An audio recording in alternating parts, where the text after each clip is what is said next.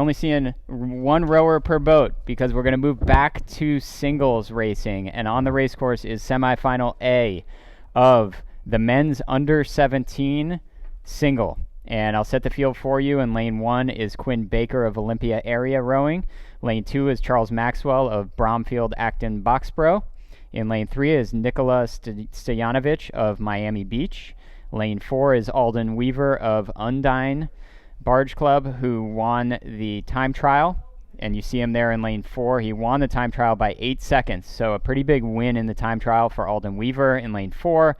Lane 5 is Hayden Lesser of Manatee County Youth Rowing. Manatee County is about, 300 feet to my right. So a local rower. And then in lane 6, Robert Grin of ACRA. Yeah, and a nice race happening between bows 1 and 3 there, I believe. Then we look back, we get a sense of bow number 2 and 6. Bow 2, Charles Maxwell. Bow 6, Robert Grin.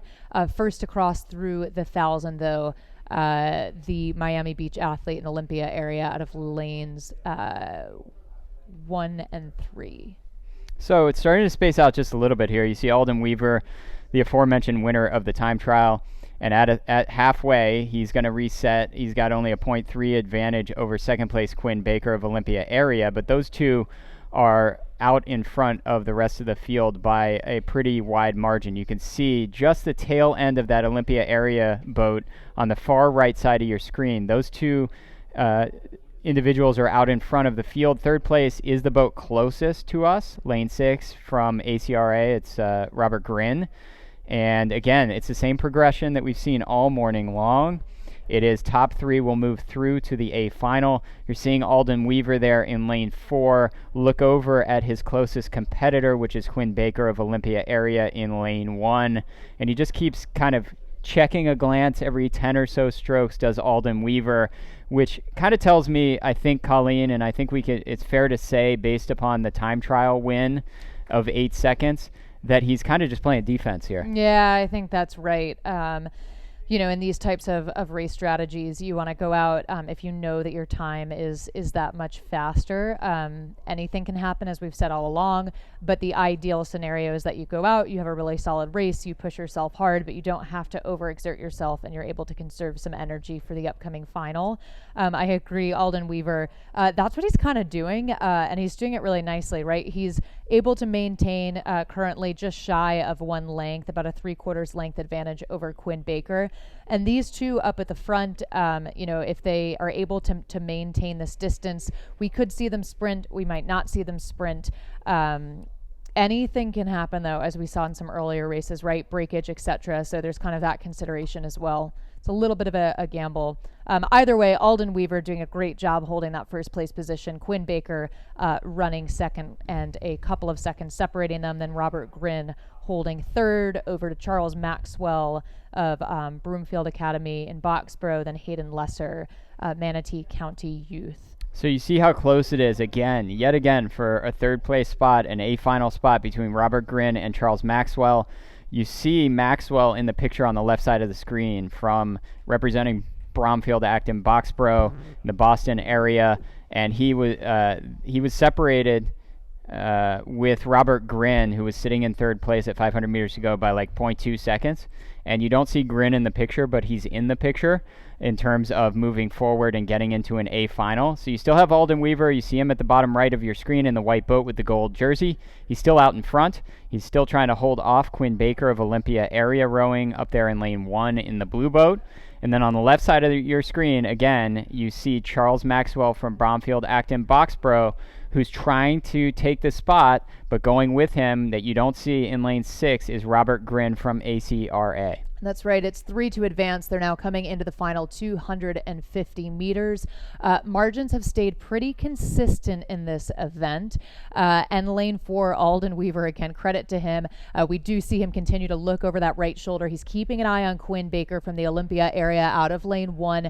They're getting a little bit tighter then as the race progresses. It is 3 to progress to the A final, so you just want to finish in those top 3 positions. But for Alden Weaver, he'd like to have his bow out ahead. Quinn Baker charging. Yeah, Quinn Baker put on a finish, and I watched Alden Weaver. He looked over and he realized it, and he had to go himself, whether he wanted to or not. So it does look like Alden Weaver is going to finish just a deck ahead of Quinn Baker. And then in third place is going to be, it appears, Charles Maxwell of Bromfield Acton Boxborough, who will move through to the A final in the under-17 men's single, just ahead of Robert Grin of ACRA, who will finish ahead of Hayden Lesser, the local Manatee County youth athlete, in lane 5, and then Nicholas Stojanovic of Miami Beach in lane 3 will go to our B final. And 3 of these athletes are laying down in their singles. I don't blame them at all. That is a big effort to race 2,000 meters in a single at full speed. But you can see them from the finish tower, certainly, and perhaps from shore, just kind of having a moment after that race. So just to point out, these are under 17 athletes, meaning that it's an age cutoff, and these are new events at our U.S. Rowing Youth National Regatta, and probably something that we're going to see moving forward, as really a lot of the world, as well as World Rowing, kind of looks at the different events and the categories by age to some extent. And that's exactly what we're seeing here with these under 17 boats. So first time at this regatta that we're seeing them, and as they come through 500 meters all the way up at the top of the race course, Brian O'Leary of Stewards Foundation, that's in Tampa, Florida, so a local area rower is out in front. And I'll set the field as well. Lane 2 is Luke Eward from Triangle Rowing. Lane 3 is Dylan Folan of Three Rivers. Lane 4 is Thomas Segrera of Ransom Everglades School in the Miami, Florida area. Lane 5 is another Miami rower from Miami Rowing Club. It's Andres Hernandez Ibanez. And in lane 6 is Cooper Anderson of Niskayuna. And a nice look then at the field as they move through the first half of the race, first quarter of the race or so. I think we can expect this to get a little bit tighter as we go on. Out on the far side then, on the left-hand side of your screen, it's Brian O'Leary leading out of lane 1, then Luke Eward out of lane 2, Dylan Folan from Three Rivers out of lane 3, Thomas Segrera out of lane 4, and then closest to us on the camera, Andres Hernandez Ibanez from Miami. But a nice push from Brian O'Leary. It's 750 meters down, and it looks like he's starting to push away from the field, pretty tightly packed in the first quarter or so of the race. We'll start to see how this plays out in the body. It is a long distance, David, in the single to row 2,000 meters solo on your own. So there's a bit, it's only you in there, right? You're determining your own race strategy, but there's a bit more pacing than maybe the quads we saw. Anything can happen. I mean, I think about simply the fact that these athletes are a little bit younger. They qualify for this under 17 event, knowing that they may not have quite as much racing, some of them, as maybe some of the other athletes that you're seeing. So it might be to an advantage to some extent for Brian O'Leary to get out in front so that he can see the rest of the field, and all he's got to do is look to his left, and he knows that he's sitting in front of the rest of the field. But going with him is Luke Eward from Triangle Rowing. And as they come through 1,000, you're going to see very close times. You see all 4 of those boats bunched up. I don't know what it is with the pattern this morning, Colleen, but at 1,000 meters, it seems like every single one of these races, we've got 4 boats for 3 spots. Yeah, it's certainly making it exciting to commentate, isn't it? And exciting to spectate, and of course race as well. As we've mentioned, right, it's been just such an asterisk kind of year with COVID. So these athletes, I'm sure, just all grateful to be out there and have the opportunity to race each other. As we've been chatting, though, Luke Eward, a really nice press over Brian O'Leary, putting himself in just shy of a 1-length lead over the field. Dylan Folan looks like he's on the move as well. So it's Luke Eward of Triangle Rowing in North Carolina. And you're correct, Colleen. In fact, Brian O'Leary might be sitting in 4th place now, your early leader from Stewards Foundation in lane 1, because it's stroke for stroke now in lanes 3 and 4 between Dylan Folan of Three Rivers and Thomas Segrera of the Ransom Everglades School in Coconut Grove, Florida. And those 2 are pacing each other. Not falling off the pace is Brian O'Leary, though. He's still there, and he's still within striking distance. And you can see with him falling from basically 1st place to 4th place just how these singles can change speeds at different varying parts of the race. And if you put on a power move, what it can really do for you as these boats in lanes 3 and 4 go stroke for stroke, and they start to even track down Luke Eward in lane 2. Yeah, totally. And as we've chatted on, I think, right, it can work in your favor or it can work against you, just how nimble the singles can be, either a power move or if you make a mistake in terms of falling behind. Thomas Segura, though, making sure that doesn't happen to him. He's done a nice job really pressing himself up into the field. Dylan Folan still there as well. And then Luke Eward, Brian O'Leary, a nice start from him, but falling a little bit off the pace. So it's looking like Luke Eward, no doubt, in that white shell with the lead. Then Dylan Folan, Thomas Segura. Those are our three leaders as we close into the final 500. So we're in the final 500. You're going to see the times come through. You're going to probably see about a second separating the top three. Yep, exactly a second as they come through. And they have pulled away from Brian O'Leary, sitting in fourth place now from Stewart's Foundation in Tampa. He's just not really finding enough speed to stay with those three that are out in front. Could we not have better possible conditions for a singles race at 10:46 a.m. than we're looking at right now here at Nathan Benderson Park in Sarasota, Bradenton, Florida? I'm not sure that you could find a better situation anywhere. It's a little warm, but out in front, it's Luke Eward of Triangle, and maybe now taking over second place, perhaps for sort of the first time, might be Thomas Segura of Ransom Everglades, just slightly ahead of Dylan Folan of Three Rivers. Yeah, we'll see if these guys get a boost as they come by the last 250 in the shore with the spectators. Thomas Segura definitely looking over his shoulder to the rest of the field and saying, okay, I can get, yes, I'm in a qualifying position, but I can get my bow ahead of Dylan Folan. Of course he has, but how much ahead can he do that, and can he overtake Luke Eward? Coming into the final less than 200 meters to go, Dylan Folan still holding his qualifying position. He's right where he wants to be.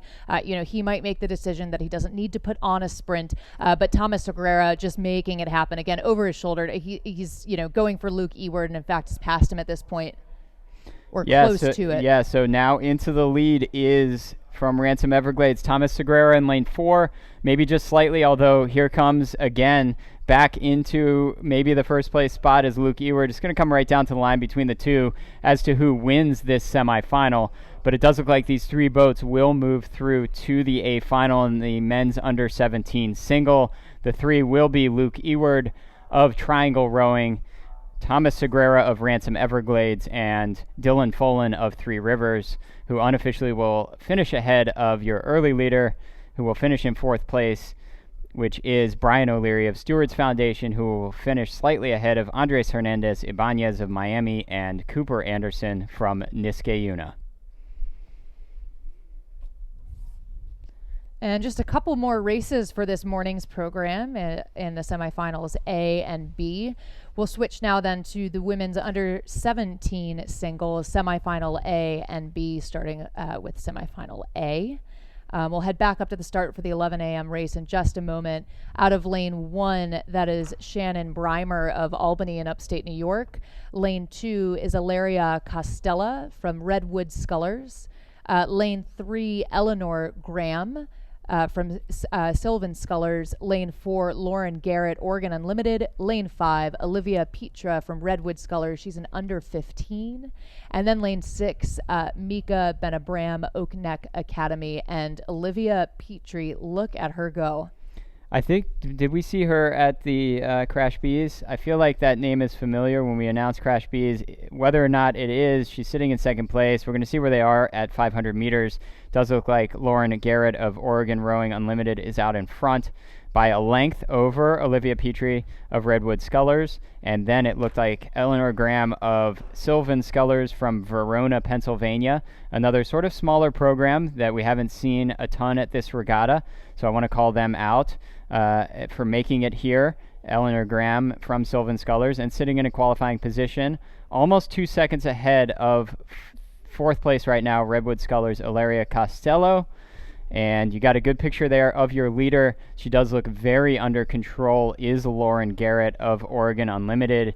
She qualified by winning the time trial yesterday by 7 seconds over the rest of the field.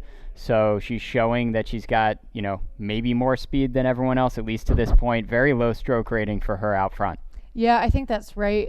David, you and I had the pleasure of commentating together for the Crash Bees, and Olivia Petrie I do remember, credit to her as an under 15, running second. But yes, Lauren Garrett from Oregon running first, 3 to qualify for the grand final. So much on the line in these last 2 races this morning.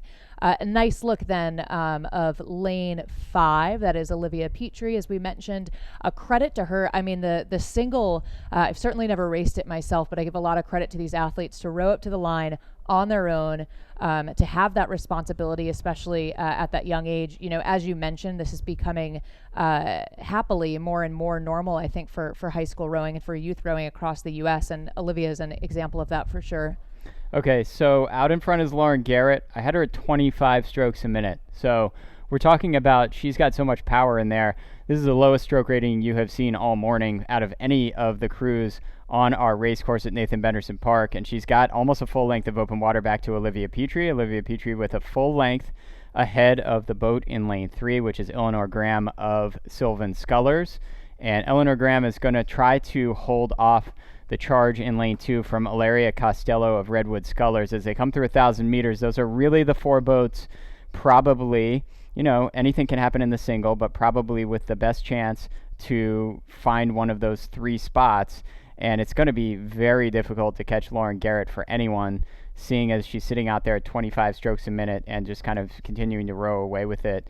She'll be able to play defense. She has so much space to increase her stroke rate, her strike rate if she needs to, and she still maintains almost a 3.5 second lead over Olivia Petrie, still sitting in second place. Yeah, and Lauren Garrett, of course, with the fastest time from the time trial, with a 7:51 yesterday, a good 6-7 seconds ahead of the rest of the field. And as you mentioned, David, a lower stroke rate. I mean, just look at the sheer power and the length. You can see the control coming up the slide as she puts the blades in the water and a lot of swing to the back. And then, you know, open water back to the rest of the field. It is Olivia Petrie still running in that second place position. She's glancing over her right shoulder, as we can see, just to make sure the rest of the field, especially to her right, that's Eleanor Graham from Sylvan Scullers, is not able to advance too much. It's top 3 to advance. Currently, that's Lauren Garrett, Olivia Petrie, Eleanor Graham, Ilaria Costello from Redwood Scullers. She's in the red boat, I believe, on the far side. We'll look to make her push in there as well. And that's who I'm looking at the moment on the screen is top left. That's Ilaria Costello of Redwood Scullers. Is she going to be able to find some speed to try to track down Eleanor Graham? Eleanor Graham sitting in the driver's seat for a spot in the A final ahead, but she's going to have to be careful.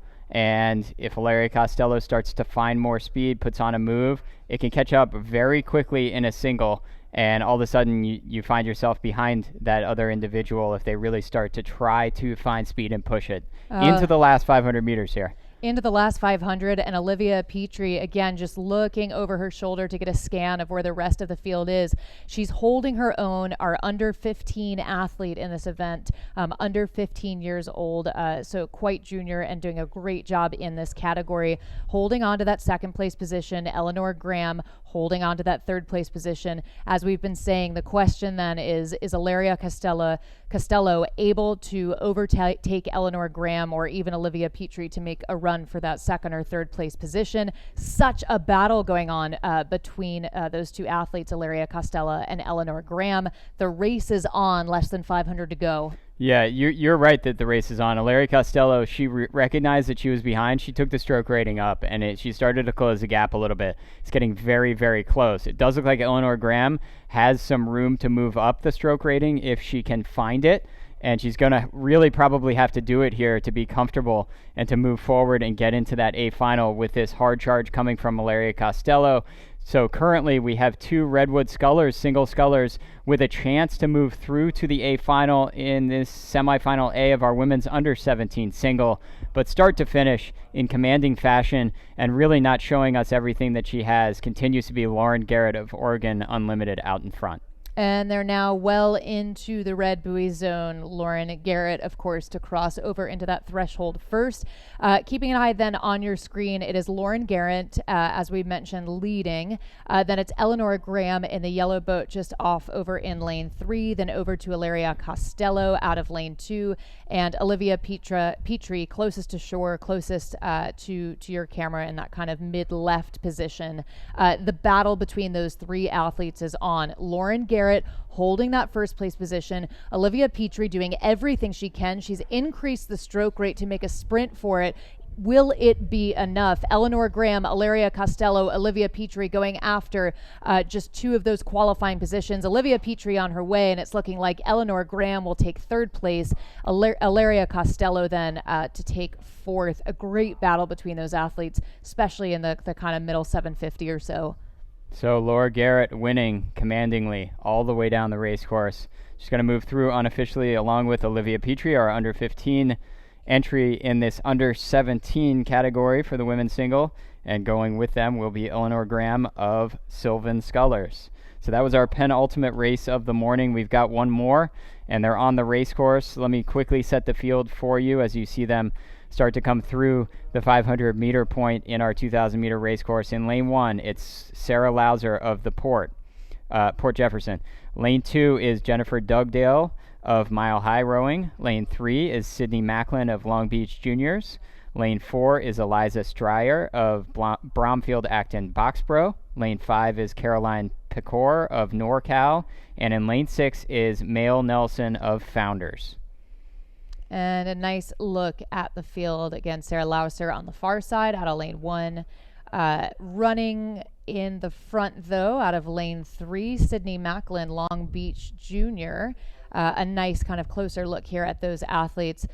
Pretty tightly packed Sarah Lauser and Sydney Macklin. Those are lanes 1 and 3 with the advantage to Sydney Macklin, Long Beach Junior. And then a nice look here too at lane 5. That's Caroline Pecor. We'll have times up a little bit later on, but you can see then Caroline Pecor of NorCal looks to be running second behind Sydney Macklin running first, and then just so close between lanes 1 and 2. Slight advantage to Sarah Lauser of the Port Jefferson. It's hard for my eye not to go straight to that shell in lane 5. Very interesting looking, almost like a black marble looking shell that Caroline Pecor is rowing from NorCal. She's sitting in second place. You see the times come through. Out in first place is Long Beach Juniors' Sydney Macklin. And then in third place, but only a half a second ahead, yet again, for that coveted spot is Jennifer Dugdale from Mile High, just ahead of Sarah Lauser from the Port Jefferson. And then it's Eliza Stryer ahead of looks like Mail Nelson of Founders. So you see it's about a length right now, so it's a pretty comfortable lead for your leader, Sydney Macklin of Long Beach Juniors. And Jennifer Dugdale of Mile High out of lane 2, a really nice push from her, I'd say, over the last couple hundred strokes. You'll see that she's overtaken Sarah Lauser out of lane 1. She's pushed herself ahead of Eliza Strayer from Bromfield Acton Boxborough out of lane 4. So that little bit of an effort over the past couple of hundred strokes has put her in a nice position. Currently running third, it's Caroline Pecor running second out of NorCal. And then, solid lead to Sydney Macklin, Long Beach Juniors out in front. So those are our 3 leaders. It is 3 to qualify. So Sydney Macklin is rowing 35 strokes a minute. So she is absolutely pacing this field, and she's putting everything into it. 35 strokes a minute is not an easy pace in a single all the way down, but it is a good race pace. And you can see it's very controlled. Just great picture from behind her on this race course. She's got about a length of open water ahead of that boat that's now in the center of your picture, which is Caroline Pecor of NorCal in that extremely interesting looking shell, who then has some open water back to this race that continues to go on for the third place position. You can see the bow creeping into the picture there. That's Jennifer Dugdale of Mile High as we pan back up front, and we see this picture again of Sydney Macklin in front of the field representing Long Beach Juniors, that program that annually does well and takes home medals generally from this regatta, and not always in the single though. So it's kind of interesting to see that they have a single that's leading a semifinal. They generally just don't even have singles. It's mostly just the sweep boats, but it is an under 17 athlete, and so it's a new event, and so for that it makes some sense. And a nice look then at our leaders, Sydney Macklin, Caroline Pecor, and Jennifer Dugdale. Again, Dugdale with a nice push, I'd say, in the second quarter to put herself in that qualifying position. Not the quickest start for her, but that's okay. That's why, there's 2,000 meters and there's strategy up and down the course in each section. For now, though, they are closing into the last 500 meters of the race, racing towards these last 250 meters. So it'll take something special from Sarah Lauser or Eliza Strayer really to push into it. Molly Nelson from Founders as well. Good aerial shot here. Sydney Macklin continuing to lead. She'll be the first to cross into the red buoy zone right about now. She will, but it's getting a little closer. I think Caroline Pecor put on some sort of at least strike rate move there to close the gap, but now Sydney Macklin is moving back out in front as I see her take her stroke cadence up. So Sydney Macklin definitely wants to win this semifinal, and she is showing it with full effort, maximum stroke cadence there, starting to pull away from Caroline Pecor. Caroline Pecor is holding on to second place, but here we go. We got another race for third place. We got another race for the grand final. As they come down, it is the boats in lanes 2 and 4. It's Jennifer Dugdale of Mile High. It's Eliza Strayer of Bromfield, Acton, Boxborough, and they're going to come down possibly to another photo finish to end our morning here, Colleen. Putting on such a sprint. Sydney Macklin holding her own out in front. We see that she's increased the stroke rate as well, so certainly executing a sprint. All of these athletes, 3 boats just behind Sydney Macklin, and only 2 will progress to that A final. Caroline Pecor has made sure throughout the race that she'd be one of them, but these athletes are getting so tight to her now. It is Caroline Pecor. It's Eliza Strayer, which leaves Jennifer Dugdale out of lane 2. Nice press at the end from Eliza Strayer. And then it's Sarah Lauser of the Port Jefferson that will finish in 5th place, just ahead of Mel Nelson from Founders. And that's going to do it for our semifinals this morning. And if you're watching at home or you're listening to us here at the venue, we come back at 12:30.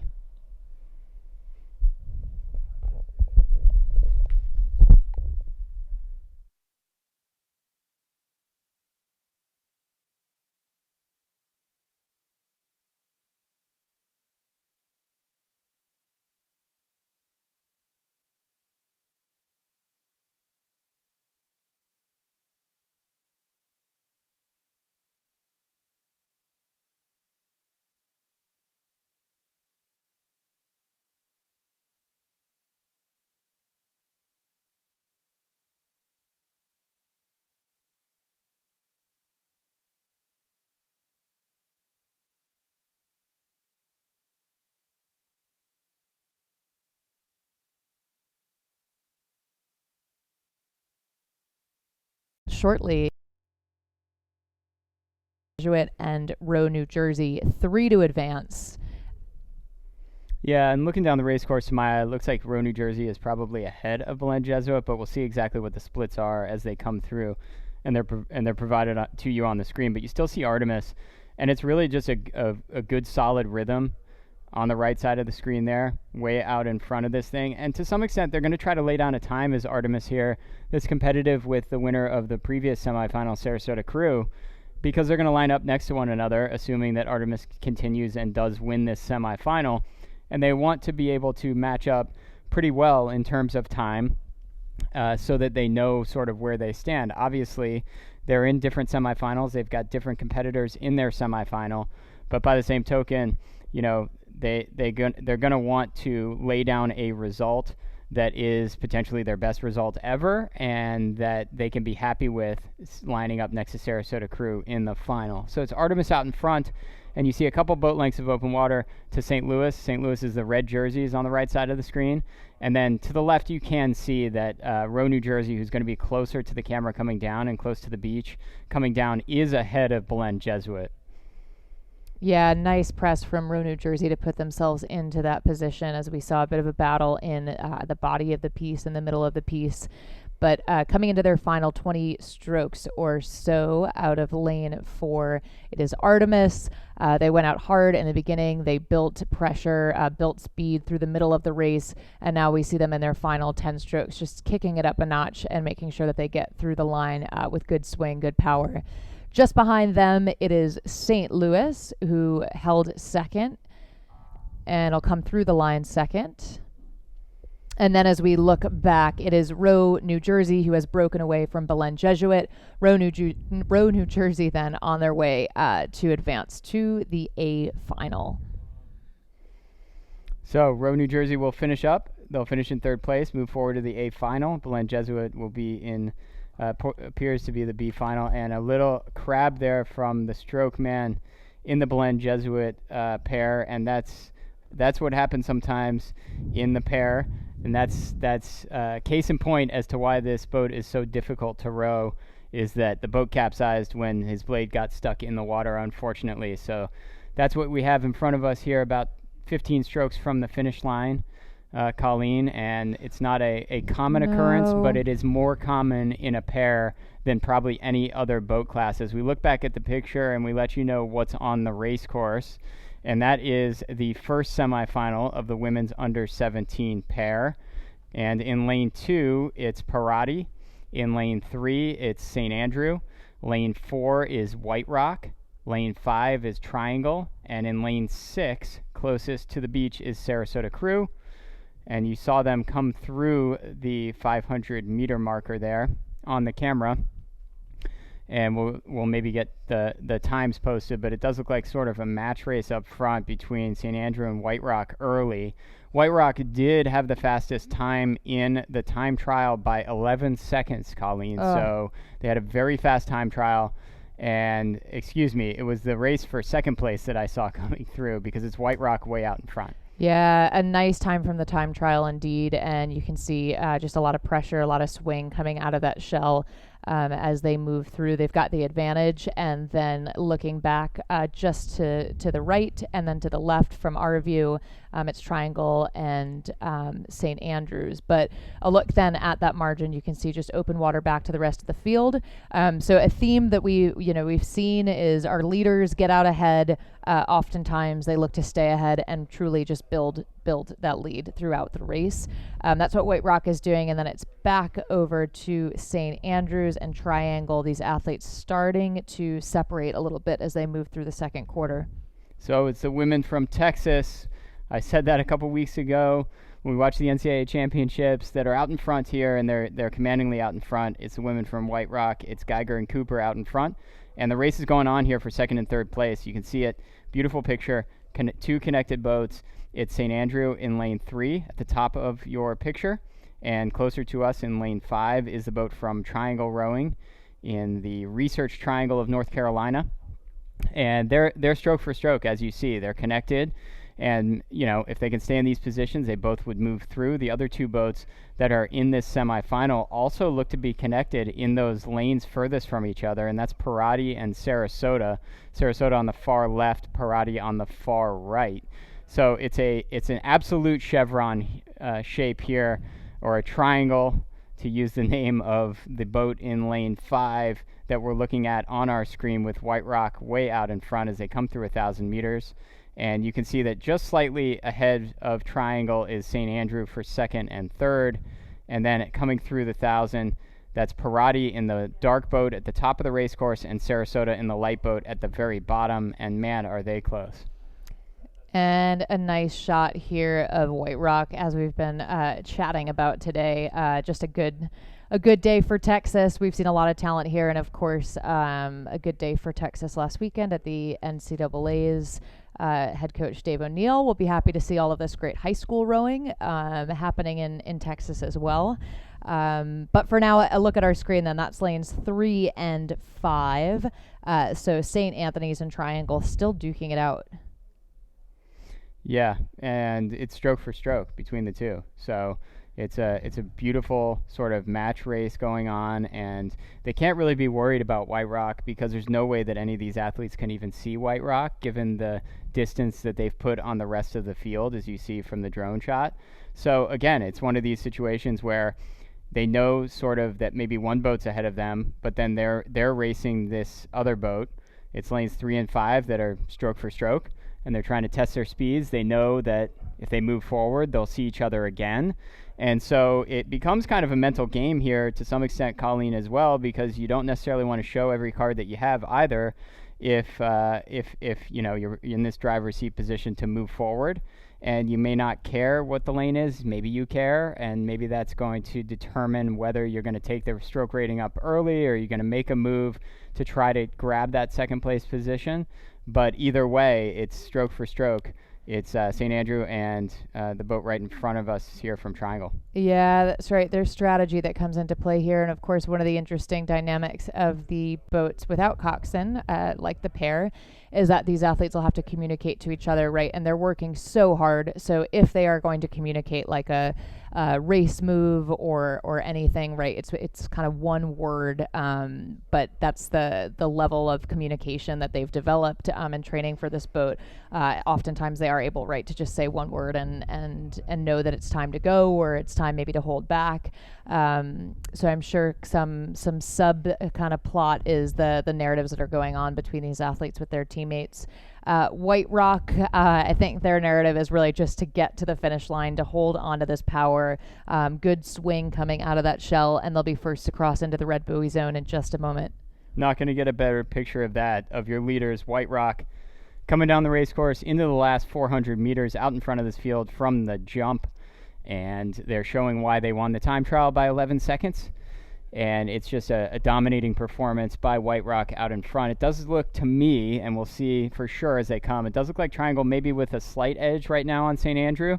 But by the same token, I'm looking at both boats. Stroke ratings aren't super high, so that could change as they come down depending on whether they want to put on a big push. But that's a gorgeous picture of White Rock really enjoying this flat water, rowing that pair to perfection, and that perfection is going to lead them to a commanding victory in semifinal A of our women's under 17 pair at the 2021 U.S. Rowing Youth National Regatta. So again, it is 3 to advance then to final A. White Rock well on their way, and then Triangle out of lane 5. And on the far side, St. Andrews as well, looking like those will be our 3. So White Rock then coming into their final few strokes, lane 5, closest to shore. It is Triangle to come through. So they've broken away from St. Andrews, racing neck and neck most of the way down. And then some kind of a push, it appears, from Triangle has really put them in a position to finish second, with St. Andrews then in their final 10 strokes. And then finishing behind St. Andrew, it looks like it's going to be Parati, also another boat from Texas that I think that will finish ahead of Sarasota as they finish up in front of us. That was semifinal A of the women's under 17 pair. And the next race that we will see on our race course will be semifinal B of the women's under 17 pair. And as they finish up, Sarasota finishes up right in front of us in lane 6 in 5th place. We'll shoot back up to the start, and I'll set the field for you. Again, it's semifinal B of the women's under 17 pair, and you can see they're on the race course and coming through 500 meters. It is in lane 2, St. Andrew. In lane 3, Camp Randall. Lane 4, White Marsh. And in lane 5, Row America Rye. And so a nice push from White Marsh, as we saw when they came by the 500-meter mark. It was White Marsh looked to be leading out of lane 4, and we see the times here. Yes, White Marsh, then Camp Randall, St. Andrews, and Row America Rye in that 4th place position. So we'll get a sense as they get a little bit closer to the 1,000-meter mark. This is a 5-boat race. It's 3 to advance. White Rock leading where we last saw them, White Marsh rather, Camp Randall, and Row America Rye. Yeah, so it's actually 4 boats. We had 5 now in the other one. Now we have 4, but it makes it even more cutthroat, right? Because only one of these boats isn't going to move forward to the A final. And up front, you see this match race. If I read it correctly, it looked like it was a 0.1 second separation between these top 2 boats as they came through 500, White Marsh and Camp Randall in that order. It does appear that it's still that order, and it's really still that close up front. And then I'm going to say St. Andrew in lane 2 is maybe a couple of feet ahead of Row America Rye in lane 5. But yet again, we're looking at a very close race for that 3rd qualifying position. And really from the angle, maybe even it's Row America Rye slightly ahead of St. Andrew. But either way, it's so close right now, it's not really worth, calling. And they both look like they're relatively controlled, like they can stay there and kind of fight each other all the way down, try to trade punches with moves. And then it might come into that last 500 and who has the ability to maybe take it up early, get a little bit of a distance, and then sit on it. But out front, it continues to be White Marsh. And you can see their lead has swelled just a little bit. It's maybe 2 seats. You can see relative to one another where they are as they come through 1,000 meters, maybe like 8 feet for White Marsh over Camp Randall. And as they come through, it looked like maybe 3 feet for St. Andrew over Row America Rye. Just more great, super close racing. Yeah, such a battle happening in the back of the pack between St. Andrews and Row America Rye. So the way that the field has kind of separated, it is White Marsh leading, Camp Randall running second. Those two are out ahead a good length or so open water, as you can see with Camp Randall and White Marsh, both of them making a nice push. So you just see how close they are. It's kind of impossible to tell from the top view, but now we get a little bit of a better sense of margins. Continues to be White Marsh, Camp Randall right on them. And then it is back to St. Andrews, who's decidedly running third. Row America Rye then a little bit off the pace, and St. Andrews has found another gear in the middle of the race. White Marsh just not letting Camp Randall through. I mean, this is real racing. I think that actually, to my eye, it looked like Camp Randall maybe grabbed the lead very slightly there because they made a huge move at one point, maybe took like a 10 or 15 stroke power move, but then right back to the lead was White Marsh. So this is a battle. And again, this is, we talked about it a lot this morning. This is a type of race that regardless of what level it is in the progression, it's going to be a race that they remember forever, these women that are in it right now and that are feeling the pain in this third 500. It's White Marsh, it's Camp Randall, and then it looks like St. Andrew and Row America Rye. We don't know exactly where they sit relative to one another, but they were connected, and I assume they probably, to my eye, it looks like they still are probably pretty close to connected. Possibly St. Andrew has moved into third place as White Marsh starts to move away just a little bit from Camp Randall. And White Marsh then starting to press away from Camp Randall, finally starting to break free. We'll see if they can press into open water. Of course, still overlapped here by about a bow deck, but White Marsh is moving. Camp Randall will want to keep them close and stay connected.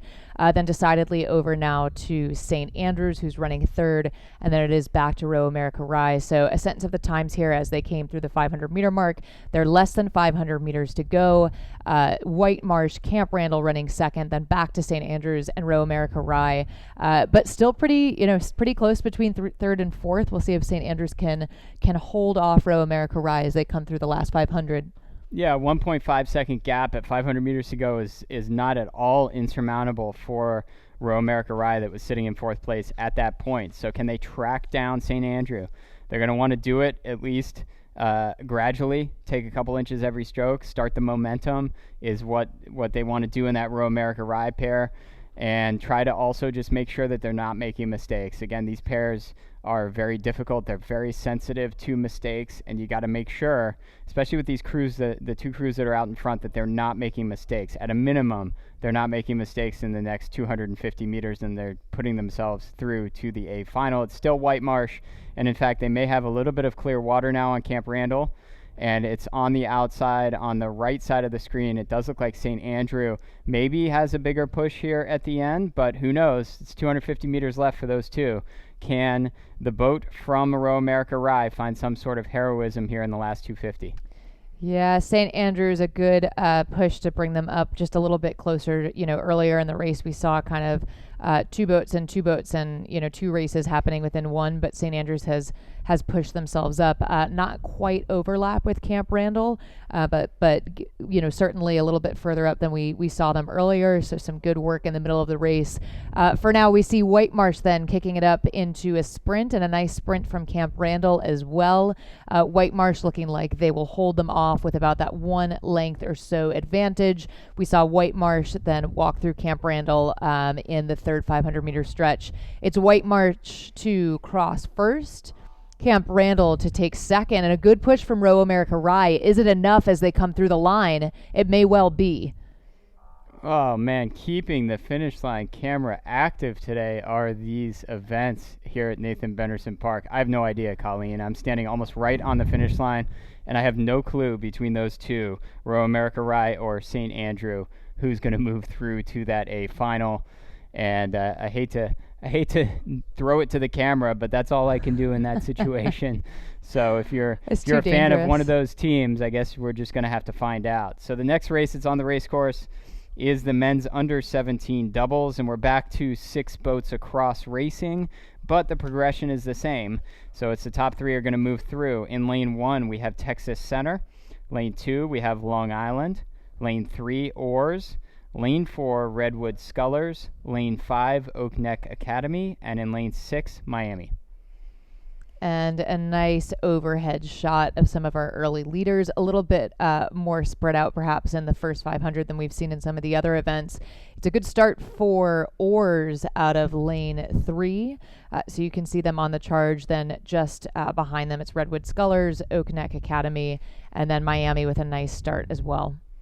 Yeah, so Oars out in front. Looks like Miami is sitting in second place. So 2 Florida crews out in front, separated by less than a second, it appears. And then a couple seconds behind them, sitting in third place, is Redwood Scullers, but yet again, less than 2 seconds separating third and fourth. And that's what we want to keep our eye on to some extent. Obviously, you got to be top 3 to move through to the A final, as the field does start to spread out just a little bit. So right in front of you in the camera in lane 6 with the red hats, that's Miami Rowing Club. And then the boat that's out on the right side of the screen that's leading the race, that is Oars, Orlando Area Rowing Society. And the real speed right now is that boat in lane 4 from Redwood Scullers. They did win the time trial by 2 seconds, so they are your top qualifier coming in from yesterday's time trial to the semifinal round here for the men's under 17 double. 750 meters down, and Redwood Scullers trying to take a crack at Oars, starting to push their bow into Oars, and we'll see if Oars can hold them off. Top 3 to advance, but a really nice start for Oars. As you mentioned, though, David, just a lot of power from the Redwood Scullers. We know that about this crew, so we'll keep an eye on these 2 leaders and a nice shot of them here. Oars and Redwood Scullers, with Oars leading, Redwood Scullers on the move. And a good shot of lane 6 as well, Miami, not to be left out. So Miami holding on to that 3rd place position, and that's exactly where they'll want to be, right in the top 3. And so Miami is comfortable at the moment in terms of having a little bit of clear water, but if you look back and you look at the remaining 3 boats, you have Oak Neck Academy slightly ahead of Long Island and Texas Center, who are almost basically deadlocked. As we look back up front and they come through 1,000 meters, it's essentially dead level between Oars and Redwood Scullers. So what a second 500 from Redwood Scullers to take that lead potentially away from Oars by this point. You see it's 0.1 there, but I think we've got, Oars is still slightly ahead. But what I was saying is you've got these 3 crews that are sort of trailing Miami. You particularly have Oak Neck Academy that is really starting to close the gap. They've got a solid overlap with Miami that they didn't have in that second 500, and they're going to try to continue to move through Miami in this third 500. Yeah, nice push from Redwood Scullers, and a lot of power in that shot. We see the bow seat just looking over his shoulder to get a sense of where Oars is. Oars doing everything that they possibly can to hold them off. They're in these 2 qualifying positions, but how can you not race at full speed when you're neck and neck like this? Continues to be Oars with the advantage. Redwood Scullers maybe taking a half a seat over the last 10 or 15 strokes. Definitely leading. Miami's going to want to hold on to that 3rd place position as we move through and towards the last 500. Miami really getting a challenge. They continue to get a challenge now from Oak Neck. From Oak Neck Academy, from New York in lane 5 is really close. You see on the left side of the screen, that's Miami in the white boat. The dark or black boat there is Oak Neck Academy. You can see just how close it is getting between those 2, as we have a new leader with Redwood Scullers really throwing the hammer down here in the third 500 and getting past Oars. So obviously the strategy from Redwood Scullers was, let's just keep them in view. Let's stay connected with them as we start to see that battle. Here comes Oak Neck Academy. Miami at the halfway point, really pretty comfortably ahead of Oak Neck Academy now as we approach the last 500 meters, it is not comfortable anymore. And then up at the top of the race course, or away from us, and on the right side of your screen, continues to be Long Island and Texas Center that are having a nice match race there for 5th and 6th place. You see just how close it is, 0.4 separating Oak Neck and Miami. And Redwood Scullers then, as you saw, have managed to put themselves into that first place position. So doing it with power. They weren't the fastest off the start or in the first half of the race, but that might have been their plan, to just be a little bit patient and then decide when they wanted to go. So Redwood Scullers then holding that first place position, Oars running second. And yes, Miami will have to look out for Oak Neck Academy. Oak Neck Academy still really pushing it.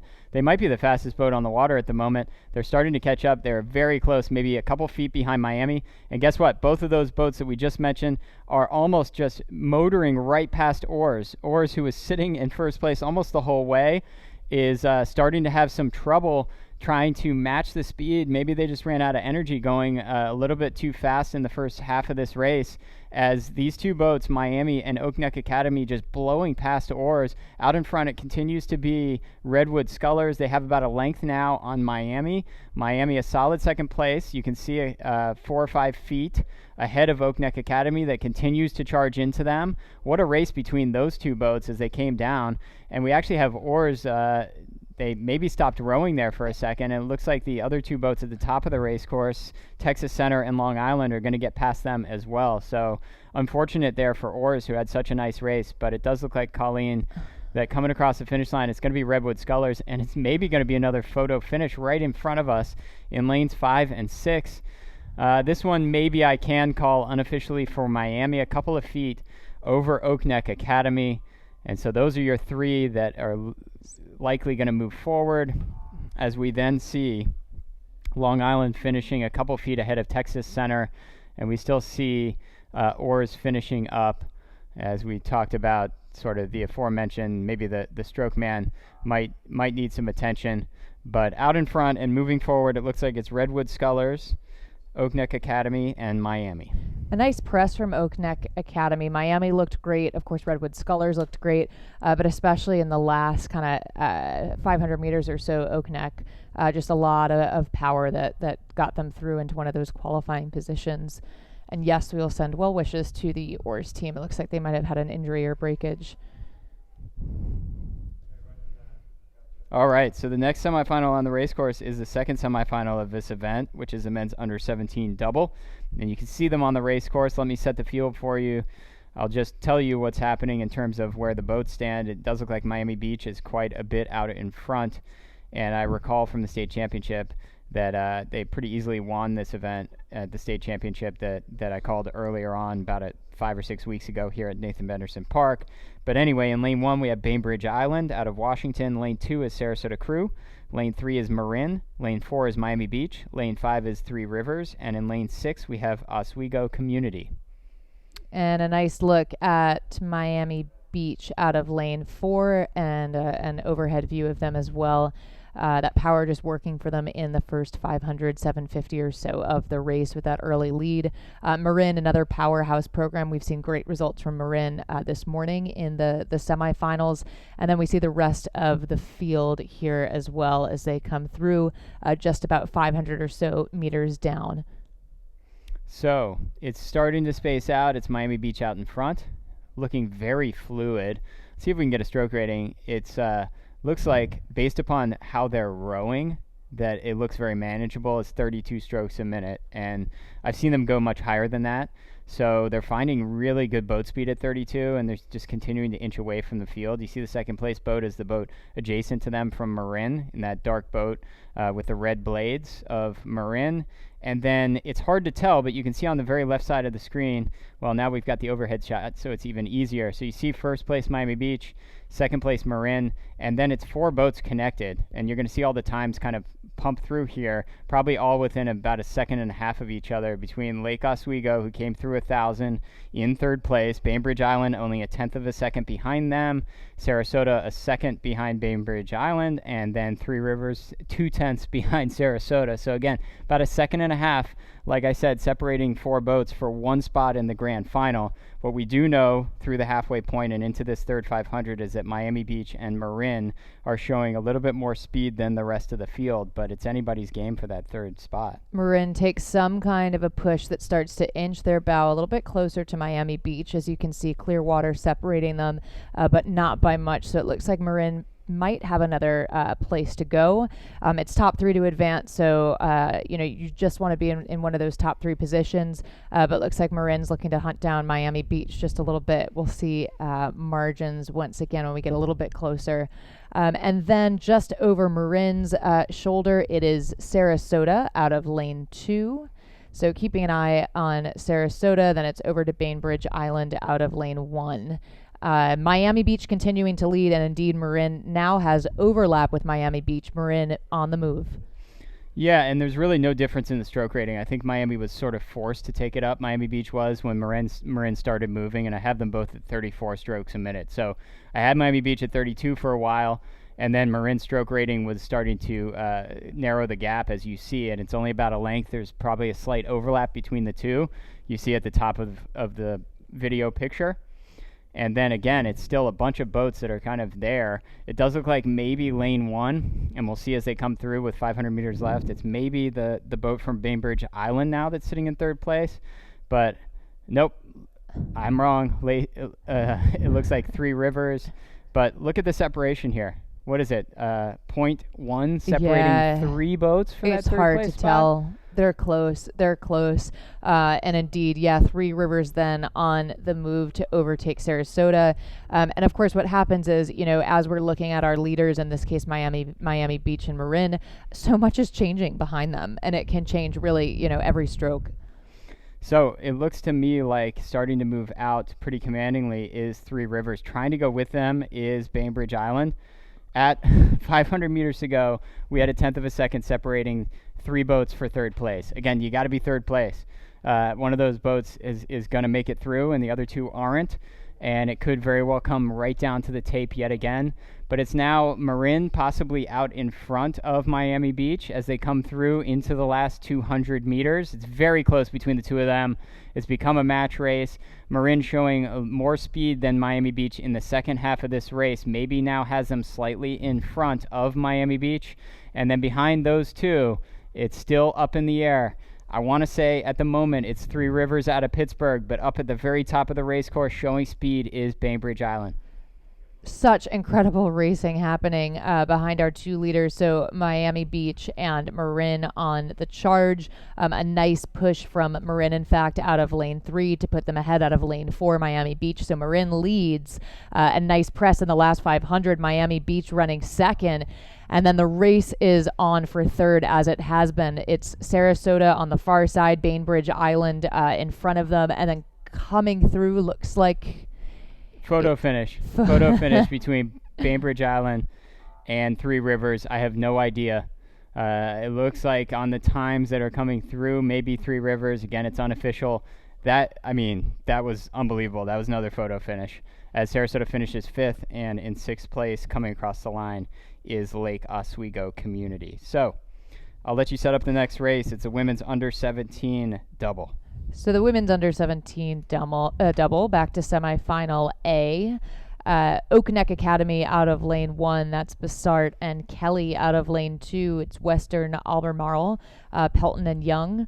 Out of lane 3, it's Y Quad Cities, Mueller and Morley. Lane 4, Redwood Scullers, Domer and Henn. Lane 5, South Jersey, that's Crumley and Stafford. And lane 6, Camp Randall, Daly and Selhay. So that's the field, and you can see the drone shot as it starts to get a little bit physically closer above these competitors on the race course. You see the 6 boats across. Top 3 will move through. This is semifinal A of the women's under-17 double, and we're seeing Redwood Scullers assert themselves very early. They won the time trial yesterday by about 11 seconds, so a huge margin of victory in the time trial. We expected to see Dahmer and Henn out in front of this thing early. and often, and that's what we're seeing. Second place looks like to me lane 2, Western Albemarle of Virginia, is slightly out on Oak Neck Academy in lane 1. And then you see a red shell of Y Quad Cities is sitting just behind the two of them. You see them come through 500. You can see just how close it is, basically dead level between Y Quad Cities and Oak Neck Academy. So, and that's what's reflected in the times as well. 0.2 seconds separating yet again another coveted third place spot. I can't tell you how many times that's happened so far in the racing, and it's just so exciting to see then how these athletes deal with knowing that they're right on the cusp of doing what they need to do. It's still, yes, it's still early in the race, but at a minimum, they've got to latch onto that other boat and try to ride with them all the way down. Redwood Scullers continuing to hold on to their lead. As we saw at the last checkpoint, it's Western Albemarle that is holding on to that second place position. And then the battle for third between Oak Neck Academy out of lane 1, Y Quad Cities and the Red Shell out of lane 3.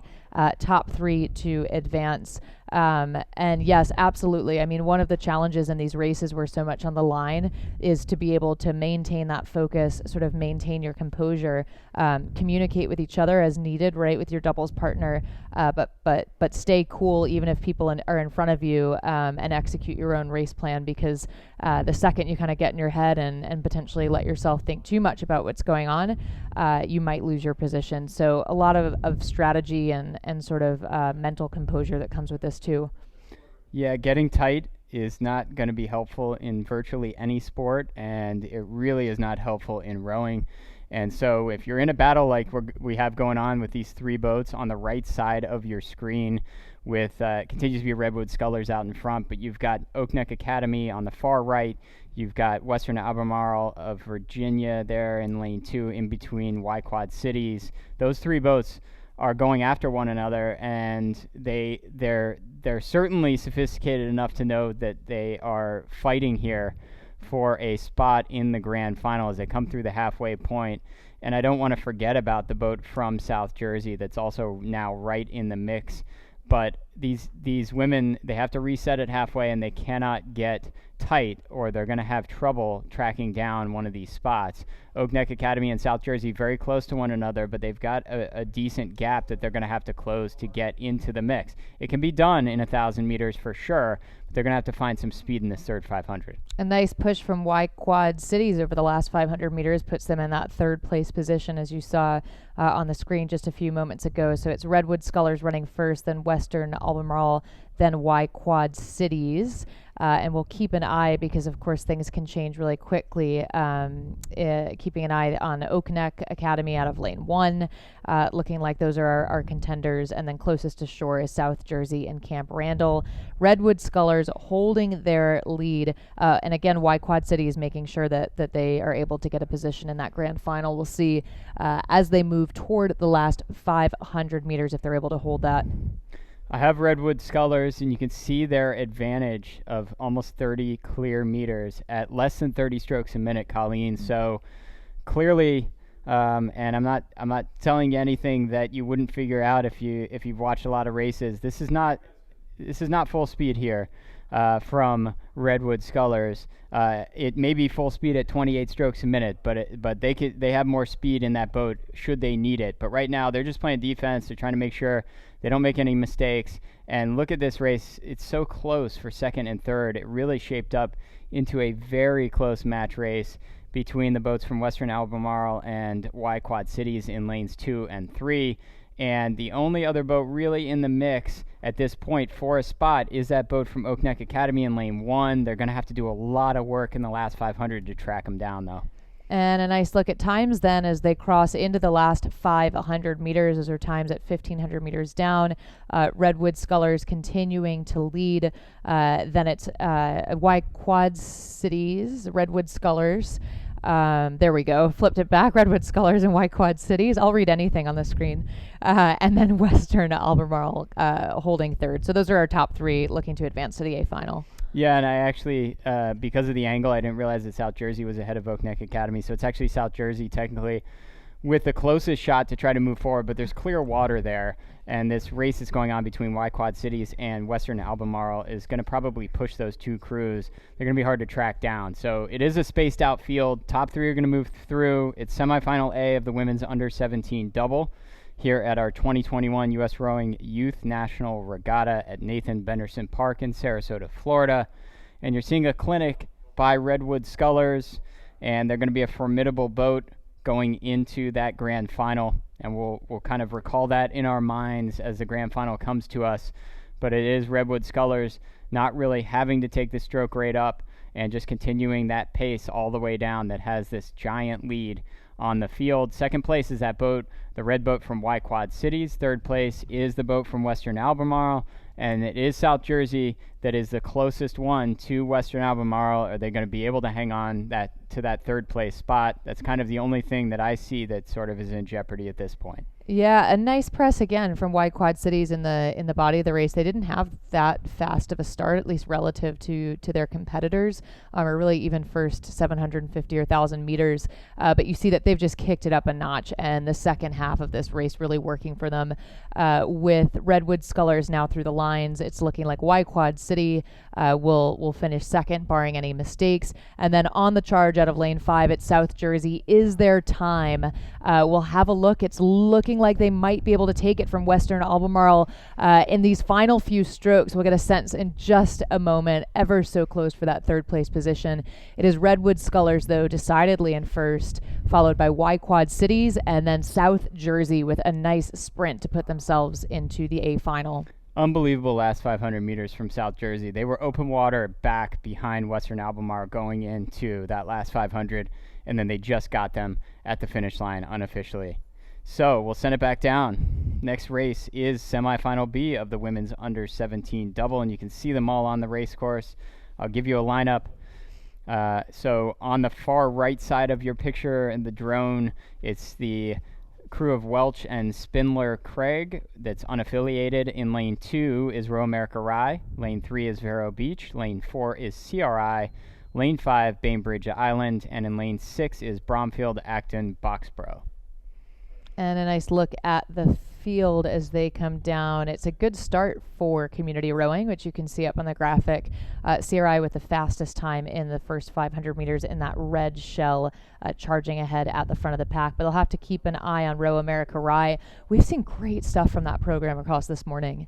Yeah, probably I would say the best team performance that we've seen so far today, if I had the one that sticks out to me as well, is Row America Ride, just across all of these events. And they've also been in virtually every event as well. So the team is obviously very, very strong, very large, and they're doing the work that they came here to do, is Row America Rye. But out in front in that red boat is CRI. You can see, it's very easy to see from above, those silver riggers of that boat kind of stick out, and then you can tell just how close. Look at these bows between Row America Rye and Bainbridge Island, just how close they are for second and third.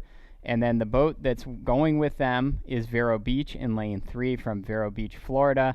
And Vero Beach is going to have to try to sort of latch on to these other two boats and see what they can do to continue to be within striking distance, and then hope that they've got some better fitness towards the end. As they are starting, Vero Beach is to close a little bit on Bainbridge Island. Yeah, if you're in the Vero Beach boat, the idea is just to maintain contact, to not let the field get away from you, because especially in a boat without a coxswain, where these athletes are looking across to understand where they are in the race, once they lose sight of the competition, it's really, really hard, right? Because you can't actually just sit up and turn around completely. So they'll want to maintain contact, and Vero Beach doing just more than that. I think they're really starting to make a push into some of our leaders. It's CRI, it's Row America Rye, it's Bainbridge Island, but Vero Beach starting to make a press. Not quite there yet, but starting to try. Yeah, only 2 seconds behind for Vero Beach at halfway, and so they've just got to, hit the reset button. 2 seconds is certainly not insurmountable, but we've got just an awesome race going on yet again.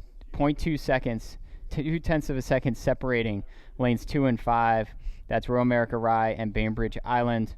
You've got a boat from Rye, New York. You've got a boat from Bainbridge Island in the Seattle, Washington area that have never raced against each other before. They're from opposite sides of the country, and that's what makes this Regatta so amazing to me. These boats line up. They might be in different time zones normally, and they go the same speed, Colleen, and it comes down to it. Yeah, absolutely. Vero Beach starting to lose touch a little bit with the pack, and Row America Rye at the same time starting to take off. So we have CRI still holding that lead. Vero Beach then putting themselves in that second place position.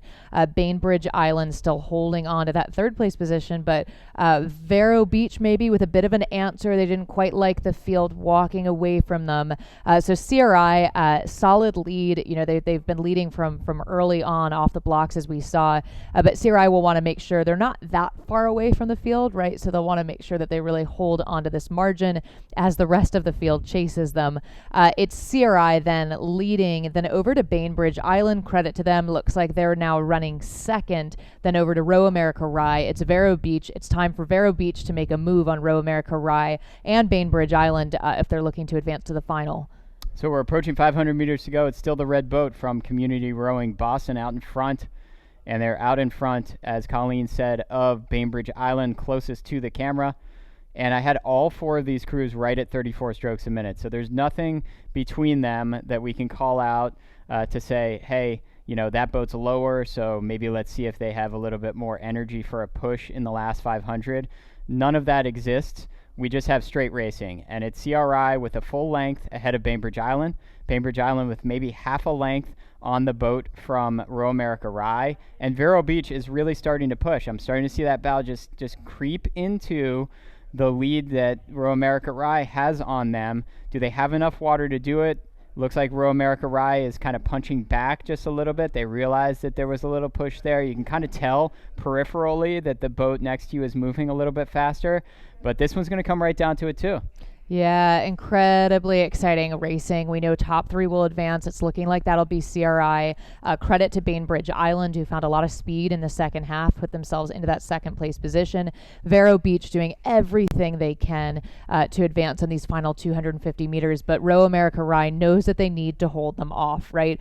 Vero Beach is just right next to them, more or less, and they know that they need to hold them off to keep that position. The question is, David, does Vero Beach have it in them to sprint? Well, here comes Vero Beach. They are familiar with the race course. Even though they're under 17 athletes, they are from Florida. They've been out here before. It's CRI out in front. They continue to maintain that lead in the red boat. It continues, it looks to my eye, to be Bainbridge Island in lane 5, sitting in second place. And now it's going to come down to it. We've got 15 strokes to the line. Is it going to be Row America Rye? Is it going to be Vero Beach? Everybody is charging. The only boat that's not super taking up the stroke rating, to my eye, is CRI. They're just kind of doing it with power, and they're going to try to just play defense. They've got a couple more strokes to the line. It's Bainbridge Island, and then up at the top, I think they're going to hold off Vero Beach, is Row America Rye. So a CRI, Bainbridge Island, Row America Rye, and a very game Vero Beach effort there just came up a little bit short, maybe 3/4 of a boat length short. As we see the other two boats finishing, it's going to be the unaffiliated boat in lane 1, and then in lane 6, closest to us in the blue jerseys, the boat from Bromfield, Acton, Boxborough. Yeah, nice effort from Vero Beach. I mean, you could tell that through the middle of the race, they knew that they needed to stay connected. They really did everything they could to try to get into that A final. But CRI, Bainbridge Island, and Row America Rye, a great effort from Row America Rye, able to hold them off and put themselves in that third place position. That was final B then for the women's under 17 double. We'll move back to the men and back up to the start line for the 1:33 p.m. race, which is the men's under 17 Coxed fours. Out of lane 1, it's Wilson High School. Lane 2, Green Lake. Lane 3, St. Joseph's Prep.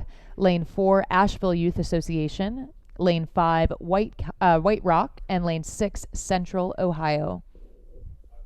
So we've got Ohio, Texas, North Carolina, Pennsylvania, Washington, and the D.C. area all represented in this 6-boat semifinal A.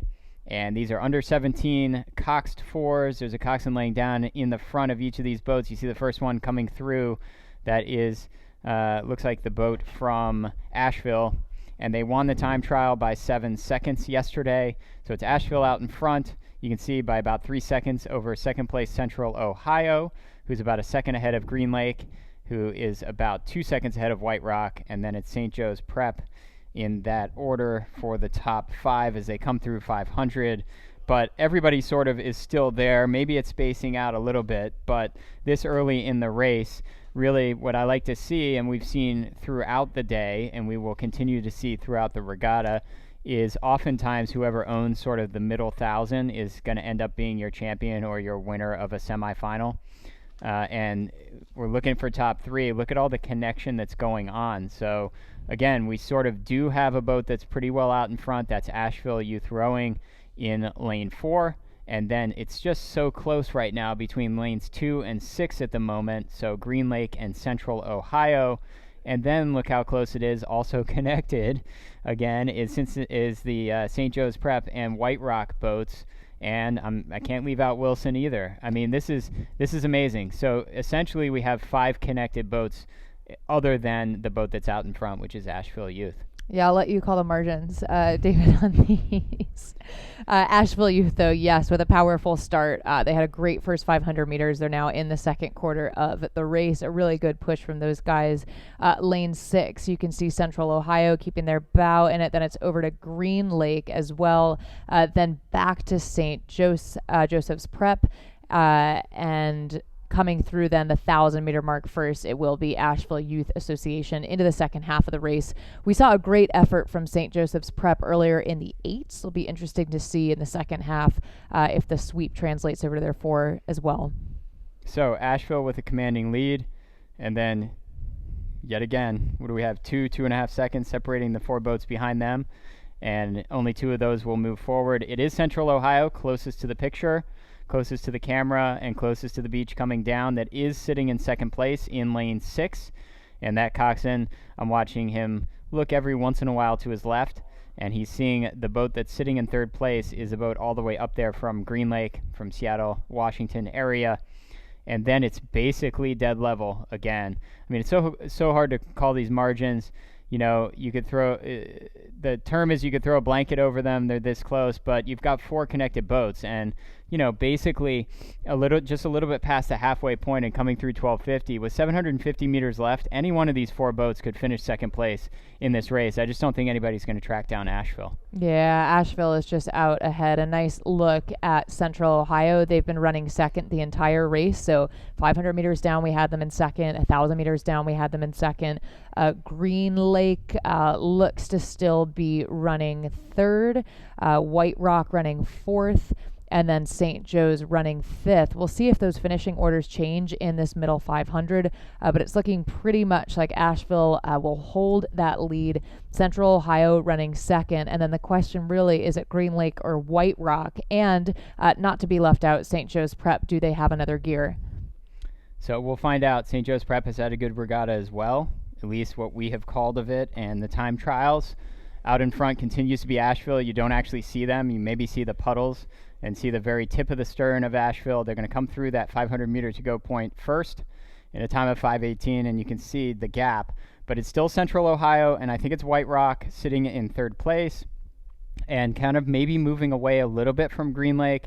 Green Lake is going to kind of have to really think about maybe taking up the stroke rating early to see what they can do to find some more boat speed as the boat from St. Joe's Prep also gets into the mix. Do not count them out. Obviously, they've had a really strong year. They have a deep program, and they're starting to be on the move, Colleen. So the question in my mind, with a little bit maybe of a fade from a momentum perspective from that Green Lake 4, is can St. Joe's find the speed to catch up to these 2 boats that are almost dead level now, which is Central Ohio and White Rock? Yeah, we'll see if there's time. And then, of course, for Green Lake, a bit disappointing then to have White Rock push ahead of them. So Green Lake is going to want to get themselves right back in it. We'll see if that gets St. Joseph's Prep to go a little bit faster as well. No doubt about it, though. Asheville Youth Association well into the final 250 meters into the red buoy zone, looking very solid as they have from the start now in these last 30 or so strokes. Central Ohio closest to the shore out of lane 6, and we'll have to keep an eye in these last 100 meters or so as to seeing what positions can flip, if at all. That Green Lake coxswain is really sitting up. I think he's really just trying to will his crew along, and I just think they're going to run out of water. It's going to be maybe a photo finish for second and third. Again, keeping the finish line very active down here today with these races. But it's going to be Asheville commanding victory, about 20 open meters. And then it does look like Central Ohio is going to hang on to that second place position just ahead of White Rock. And those will be unofficially your three that move forward. And then it was Green Lake hanging on and finishing ahead of the boat from St. Joe's Prep as our last boat finishes. That's Wilson High School. So unofficially moving through Asheville, Central Ohio, and White Rock to the A final for our men's under 17 Coxed 4. That was the first of two semifinals, and as we head back with our drone, I'll set the field for you for the second of these two semifinals. In lane 1, we have Maritime Rowing Club. In lane 2, Milwaukee. Lane 3, Cincinnati Juniors. Lane 4, Canisius. Lane 5, Row America Rye. And in lane 6, Saugatuck. And you can see that they're on the race course. Really sticking out are those white motorized launches that are there for rower safety all the way down the race course. And it's probably not worth calling. Does look like quick starts from Maritime and Cincinnati Juniors. Maybe have those two boats out just a little bit, but look how close it is. Look at this, lanes 4, 5, and 6. Whoever's in the water is in the lead between Canisius, Row America Rye, and Saugatuck. I hope it stays that way all the way down. 500 meters down, now crossing into the middle 1,000 of the race. As we can see, a great start for Maritime Rowing Club, Cincinnati Juniors, Row America Rye running third, then Canisius, Saugatuck, and over to Milwaukee. Great push from Maritime, Cincinnati Juniors as well. Canisius then will be looking to go after Row America Rye. Still very early though, and just look at Maritime starting to open that up. Yeah, so you had those three boats, Canisius, Row America Rye, Saugatuck, through 500 meters. The split times were less than half a second separating those three. So yet again, we have just tremendous close racing here at our 2021 U.S. Rowing Youth National Regatta at Nathan Benderson Park. But it is that dark shell, color-wise, from Maritime Rowing Club up there in lane 1 that does have the lead in this second semifinal of the men's under 17 Coxed 4. Second place is lane 3, Cincinnati Juniors, and they're trying to hang on to that just ahead of starting to space out a little bit. Those three crews were really close to one another. It's I think that the crew from Row America Rye has started to decide, all right, we want to take third place. And it looks like they have about a half a length third place advantage over the boat in lane 4 from Canisius that's sitting in fourth.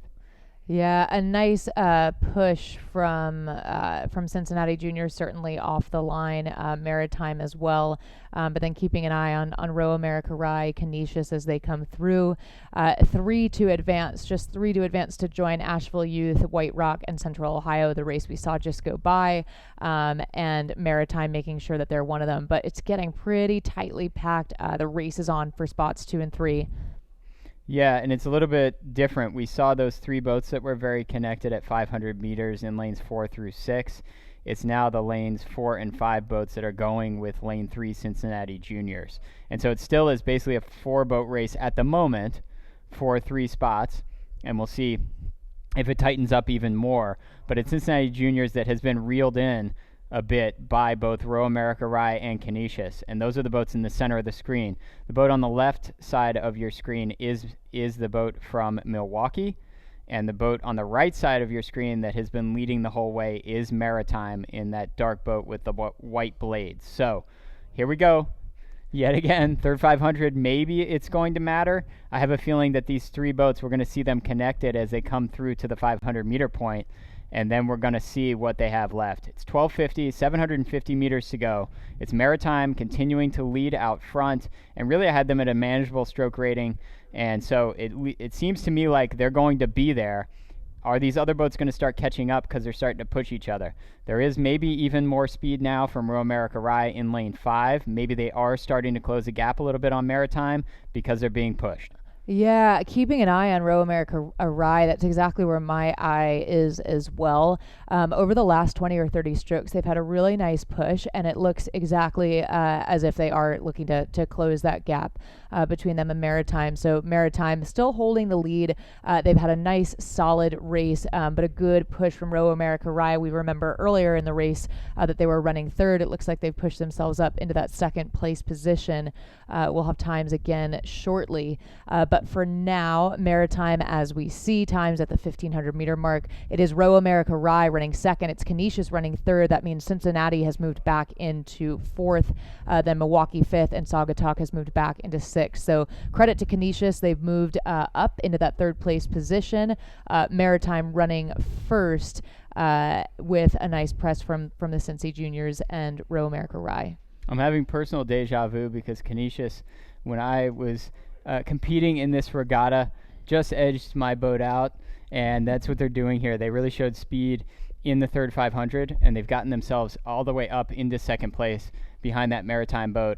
They're not really closing the gap on Maritime. Maritime seems fairly comfortable still all the way up there in lane one, and so they're kind of trying to flip the script as Maritime on their result from the time trial and go start to finish. But it's now Canisius solid second place. Third place is the boat just adjacent to them. That's Row America Rye.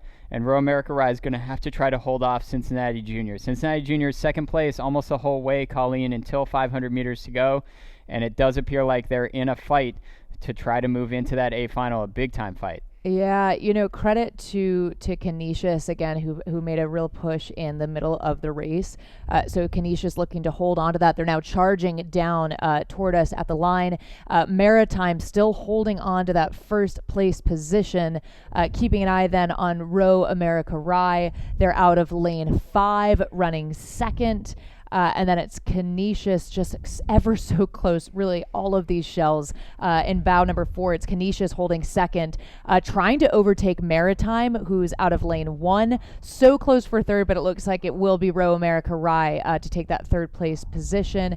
And then a bit of trouble in the Cincinnati Junior shell, it looks like, right at the end.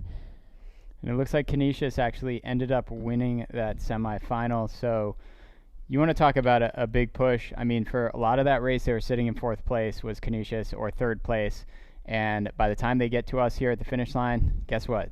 They won the semifinal. So unofficially, it's Canisius, Maritime, and Row America Rye moving forward through to the A final in the men's under 17-4 with Coxon, as we shoot back up to the start line and we start our first semifinal of the women's under 17-4 with Coxon. In lane 1, we have Row New Jersey.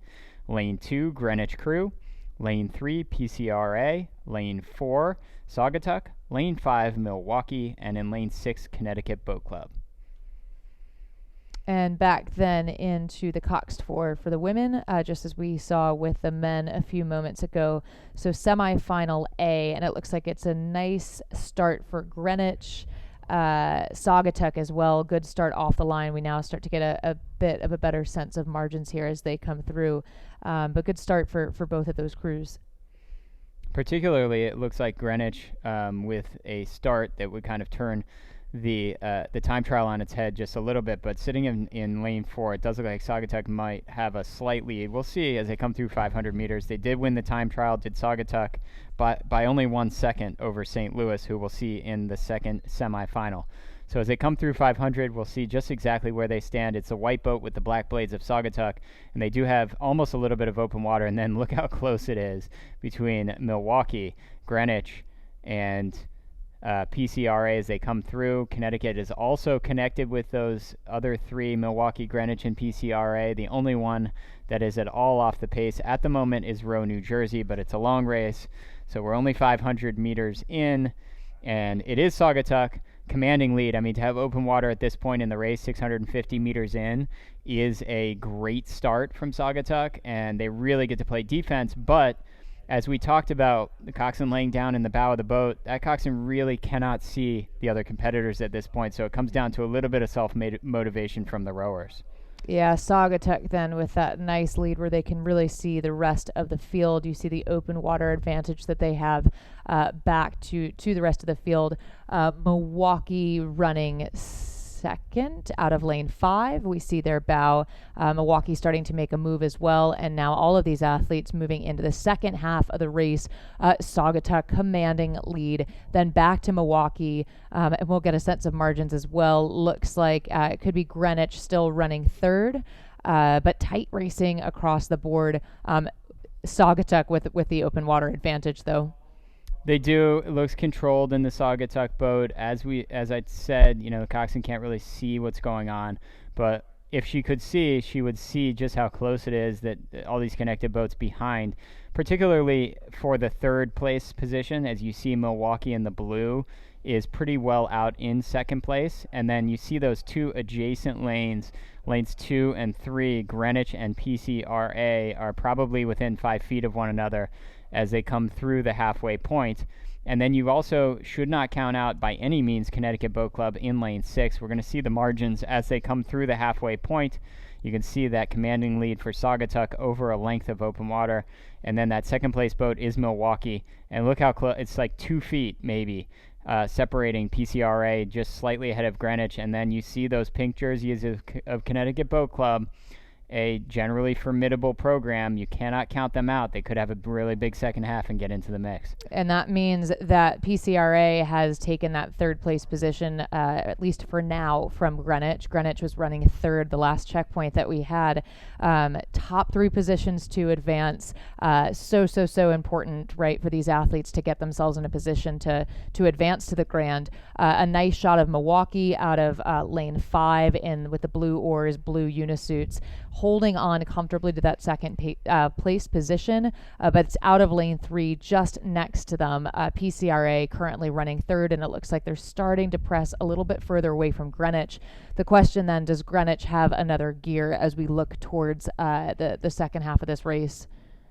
So as they come through 1250, you see that one red buoy line. If you're looking really closely at the picture, that's 1250. So they're halfway through the third 500, and really, you are correct, a lot of speed out of the Pelham Community Rowing Association boat in lane 3 in the middle part of this race does have them sitting, you can see, just about probably a deck and 4 feet maybe ahead of Greenwich for that coveted third place position. And also, the Pelham boat is connected with Milwaukee.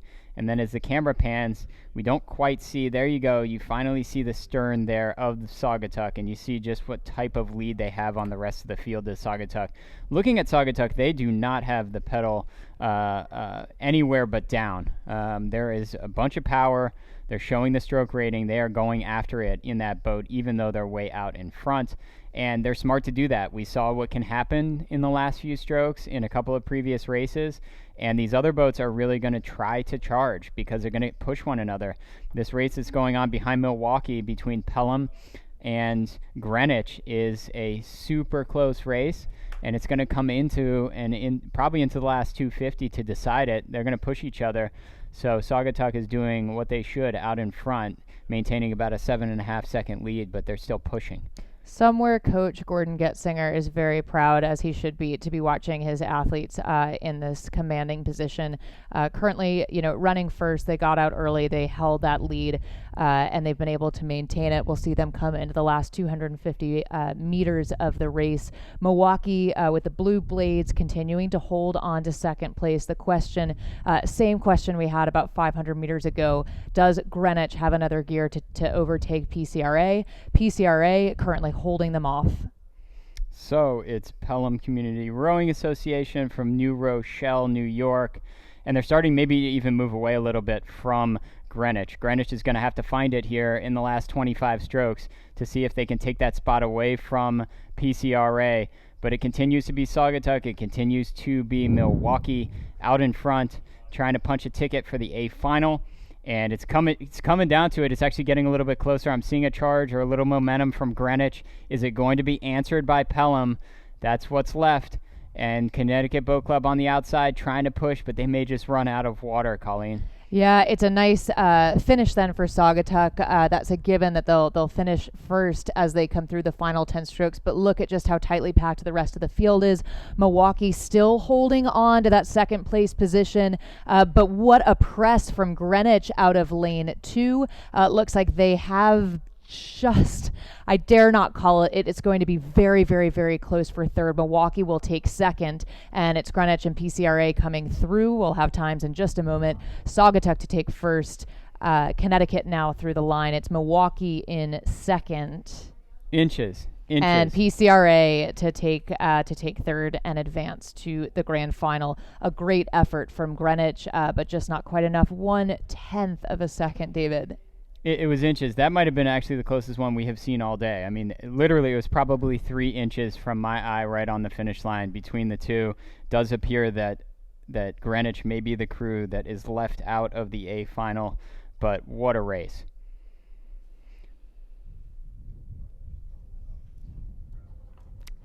And we will head back to the start for the women's under 17 Cox 4 semifinal B, which will determine which crews will join Saugatuck, Milwaukee, and PCRA in the grand final, the A final, the race for medals. So we'll set it up for you. This is the second semifinal. In lane 1, it's going to be Port. Lane 2 is San Diego. Lane 3, White Rock. Lane 4, St. Louis. Lane 5, Miami Beach. And lane 6, Texas Center. So we've got all of the United States time zones maybe represented here, at least pretty close.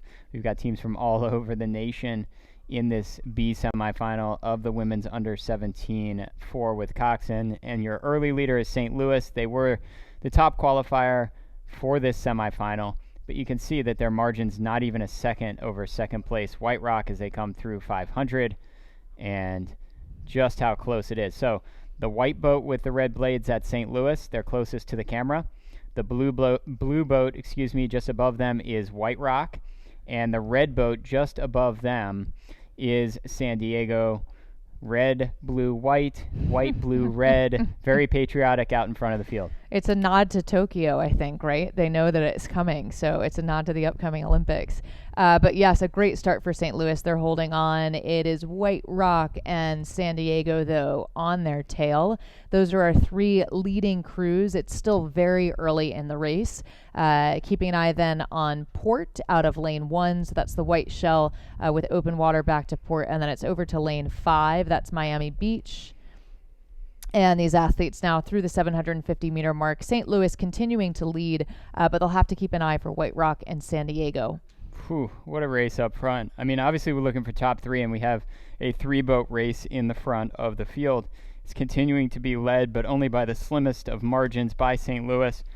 As you see the red boat from San Diego really start to push into and get very close to St. Louis, and going right through the center of them is White Rock. Wow, look at this. The overhead shot, the side shot, all you know is that these 3 boats are going essentially the same speed as they approach the halfway point. And so it's amazing. You've got a boat from Missouri, you've got a boat from Texas, and a boat from California. And at the halfway point, they might as well throw the results out the window because they're basically starting over. Yeah, that's right.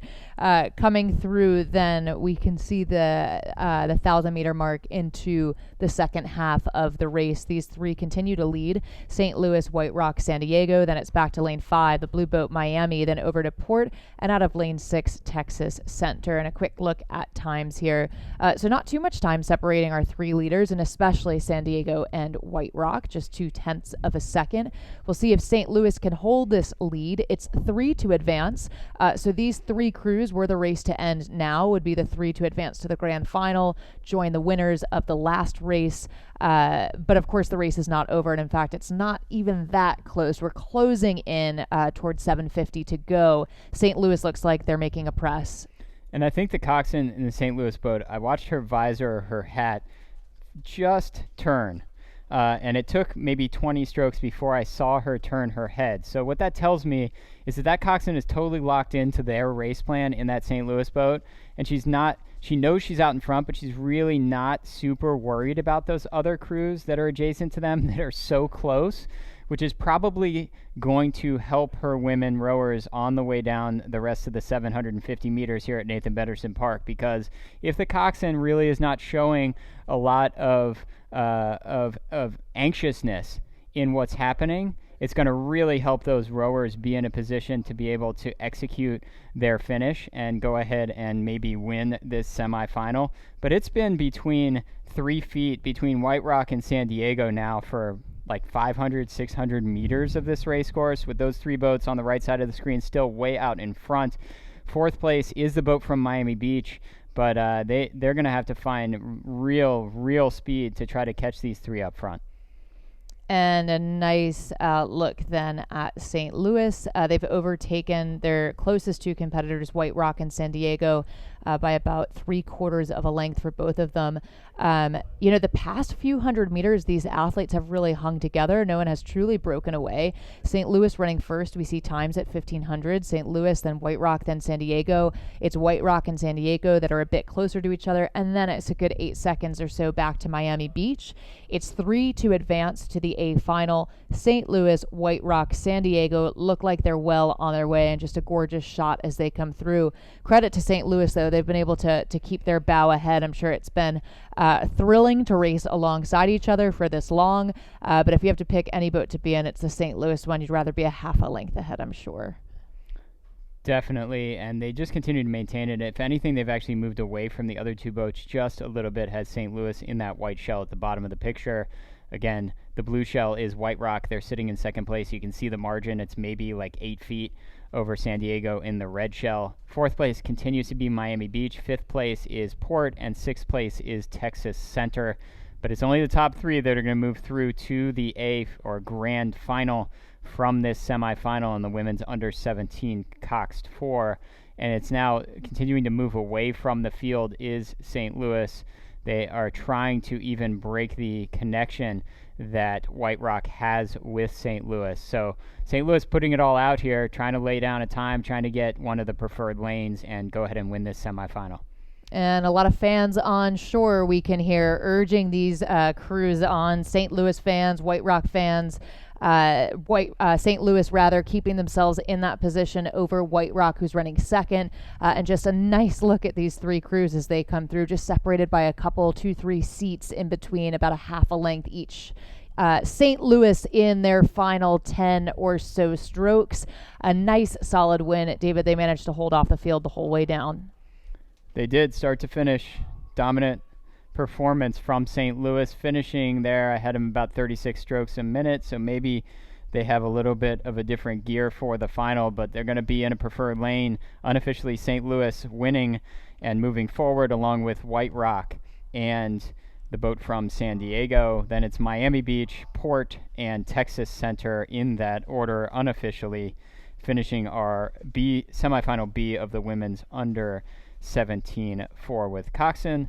Next race, we're going to ditch the coxswains and we're going to add 4 oars to each of the boats, and we're going to see quads again. It's going to be the men's under 17 quad, first semifinal.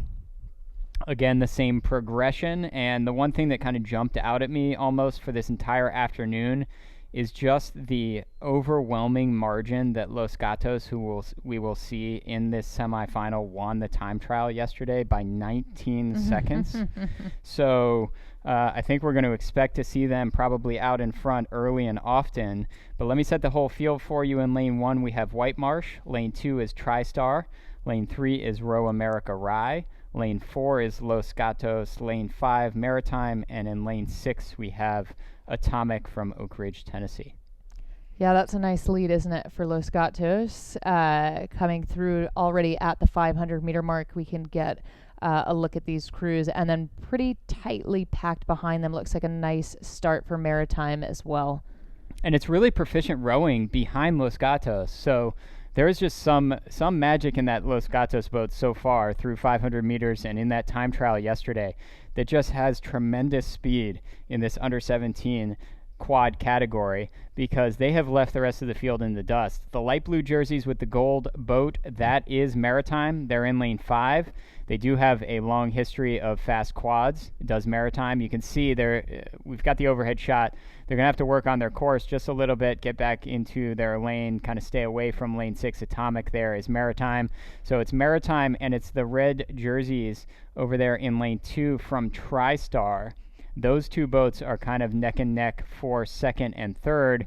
Maybe on the outside, Atomic sitting in fourth place, but also connected with Atomic is the boat from Row America Rye. So the only boat off the pace is White Marsh, and the only boat not in the screen is your leader way out in front, Los Gatos. Yeah, a nice press from Los Gatos, and I'm sure they'll have fun kind of going down the course and just making that rhythm work for them, knowing that they've got time on their side. Good pressure coming through, nice overhead shot of that shell, and then really anybody's race for second and third. A nice press from TriStar. I'm sure we'll have times shortly to get a sense of exactly where these athletes are. Then that's a look at the rest of the field. 36 strokes a minute for Los Gatos. So pedal is down. They're going to try to lay down a time. They are not worried about the margin of victory in the slightest. As you see, they have 12 seconds on second place Maritime, but you saw how bunched up it was. Yet again, we have four boats really within about a length of one another, within about 3 seconds of one another. Four boats for 2 spots in the final, as you get a beautiful picture of this very clinical Los Gatos boat. I kind of vaguely remember maybe we saw some of those athletes as well at our virtual event doing the ergometer, and wow, I mean, it's just like you look at that boat and you want to kind of play it on repeat in your mind and think about that's kind of like what rowing should be and should look like, as you see Maritime starting to push out into a solid second place. Yeah, Maritime just holding that second place position and pushing the rest of the field behind them. Los Gatos, we know, is running first, but that yellow shell, that's Maritime. TriStar still running third. Then Atomic, Row America Rye, and over to White Marsh. A nice shot of the Los Gatos boat, and a lot of power through the middle. And of course, with the pandemic, a lot of these athletes did a fair amount of ergometer training on their own and had the opportunity to sort of build strength there. So, I think we saw that in the indoor virtual erg events that David just talked on, and perhaps paying off some of that power training. Certainly, whatever Maritime has been doing is paying off for them, and no doubt Los Gatos way up in the front as well. Keeping an eye, looks like TriStar still holding that third place position. These are times with 500 to go. It's Los Gatos in the lead, and we'll get a sense of margins on paper in just a moment. That overhead shot of Los Gatos, it's like we just got a ticket to the gun show. We're watching these four athletes just pump it down the race course. Super amount of power, but they're going together as well. And I had them at 36 strokes a minute. Like I said, they might have actually slightly taken it down here. It looks like they're a little lower now, but they were going. I mean, at least to the halfway point, they were going absolutely as hard as they possibly could. And look at what it did for them. But behind them, it's Maritime trying to hang on to second place. It looks like the big push is coming from TriStar, and TriStar is just ahead of Row America Rye. Those are kind of the boats that are in the mix. Maybe on the outside, I don't want to count out Atomic if they can find some heroic moves to find some speed, but looking at the race course, it's definitely out front Los Gatos, it's definitely second place Maritime, and then it's just getting so very close between those other three crews. It really could come right down to it. The ones in the adjacent lanes 2 and 3, TriStar and Row America Rye, are not separated by a whole lot. You can see on the screen maybe about 10 feet total separating those two boats, and then at the bottom of the screen as well you see Atomic right there. So here we go again. Yeah, Atomic on the charge, no doubt. So Maritime up in front, they're just behind Los Gatos, but Atomic doing everything they can, and this is exactly where the real race is happening, because it's just 3 spots that will advance to the final. We know Los Gatos is 1. It looks like Maritime is well on their way to capture that second, but will it be TriStar? Will it be Atomic? Row America Rye in there as well. These athletes now charging towards the line. A good push from TriStar. Looks like they've been able to hold onto that third place position. Maritime coming through. David, looks like it will be TriStar, but look out for Atomic. It's going to be so close. Yet again, probably about 5 feet there, but I will give it to TriStar unofficially, to my eye, ahead of Atomic. And Atomic, who got through Row America Rye there in the last 500 meters, just couldn't quite track down TriStar as White Marsh comes across the finish line. So that was semifinal A of the men's under 17 quad. And we will have semifinal B, or the second semifinal, of the men's under 17 quad for you shortly as we shoot back down to the start of the race course, and Colleen sets the field for you. Yeah, so this is the 2:08 race. This is the men's under 17 quad semifinal B. Will determine who will join our 3 winners of the last race. Out of lane 1, it's Sarasota, local favorite. Lane 2, Conestoga. Lane 3, Port. Lane 4, Long Beach Junior. Lane 5, Oregon Unlimited. And lane 6, Miami Beach. And as you can see, these athletes are well on their way. Looks like a nice start for Long Beach.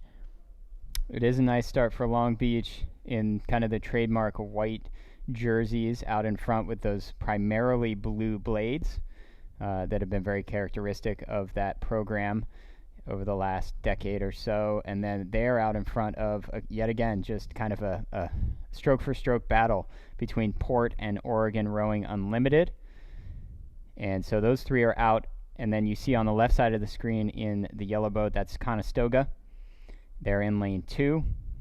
And then you see very top of the screen, that's Sarasota. They're kind of off the back just a little bit. It looks like 5th place is the boat closest to the camera, which is Miami Beach. But you see at 1,000 meters where they stand, and it's Long Beach with a 2.5-second lead over Port. Port with about a second over Oregon Rowing Unlimited. And then there is a decent gap here. So this may be one of the few races where at the halfway point, we kind of do have 3 that are pretty well out. Conestoga is going to have a really big third 500 to try to narrow the gap into Oregon and Port to try to put themselves in a qualifying spot. Yeah, that's right. A good start for Long Beach. They've been able to maintain that position, but Port and Oregon on either side of them looking to get as close as they can. Still about a length or so of margin between these crews. So Long Beach Junior, quick off the start. They had it at the 1,000-meter mark. They're now rowing towards the last quarter. They continue to hold that position. It's Port running second. It's Oregon Unlimited running third. And then, yes, a bit of a gap back to Conestoga. So we'll see what these athletes can do. Again, Conestoga running fourth would be the closest the closest position to qualify. But currently, Long Beach Junior, that's the crew with the blue blades towards the right side of your screen, leading this race decidedly in first, with Port now in a solid second. 37 or 38 strokes a minute for Long Beach, and it's higher than Port, who's also in the screen. I don't think that's going to matter because you can see the gap. It's almost a full length of open water. But yet again, the boat that's out in front commandingly is showing really all of their speed. We didn't see it, at least in the last 500 meters in that previous semifinal from Los Gatos. They started to go a little bit steady state, take down the stroke rating. But out in front, Long Beach at 38 strokes a minute coming into the final 500, that is very high. That is definitely a race pace. And they have about a length of open water ahead of Port. And you see Port has almost a length of open water ahead of Oregon Rowing Unlimited. Can Conestoga in that gold boat at the top of your screen on the left, can they start to track down Oregon Rowing Unlimited out of Portland, Oregon? That's kind of the question I think that's going to remain in these last 350 meters unless we see something happen that we don't expect. But it's still striking very high stroke rate, and out in front and maybe pulling away continues to be Long Beach. Yeah, it'll be interesting to compare times between the semifinal B and the semifinal A we saw with Los Gatos, Maritime, and TriStar. In this race, we're seeing margins for those top 3 positions about, Long Beach Junior certainly an open water advantage, then back to Port, and then Port about a little bit of a length or so back to Oregon. But we won't know until we have a sense of all the times exactly how this stacks up against the A final. No doubt about it, the Long Beach Junior with a nice powerful rhythm charging towards the line. They will punch their ticket to the final, looking like Port out of lane 3 will capture that second place position, and Oregon Unlimited, barring any upsets, will take that third. It's Long Beach in their final few strokes. Nice rhythm and a nice uptick from their sprint. It is. I mean, they kept the pedal down all the way down, did Long Beach, and they won by 2 lengths of open water ahead of Port. Port by about 3/4 of a length ahead of Oregon Rowing Unlimited, who will finish about 2.5 boat lengths of open water ahead of Conestoga, who will finish a length of open water ahead of Miami Beach, who will then finish several boat lengths of open water ahead of Sarasota Crew. So that's your order, unofficially finishing up our men's under 17 quads. And next on the race course will be the women's under 17 quads. And again, it's 6 boats across. Again, the progression is the same. We're going to have 2 semifinals. Top 3 will move through to the A final to go for the trophy and the title of national champion when our grand finals come along. So I'll set the field for you in this first semifinal of the under 17 women's quad as you see them on the race course in lane 1 on the far right side of your screen, Texas Center. Lane 2, First Coast. Lane 3, Nereid. Lane 4, NorCal. Lane 5, Oregon Rowing Unlimited. And in Lane 6, Atomic. And we'll see if their Los Gatos teammates can give them some good energy from the earlier racing in the men's quad when we saw that really fast Los Gatos shell.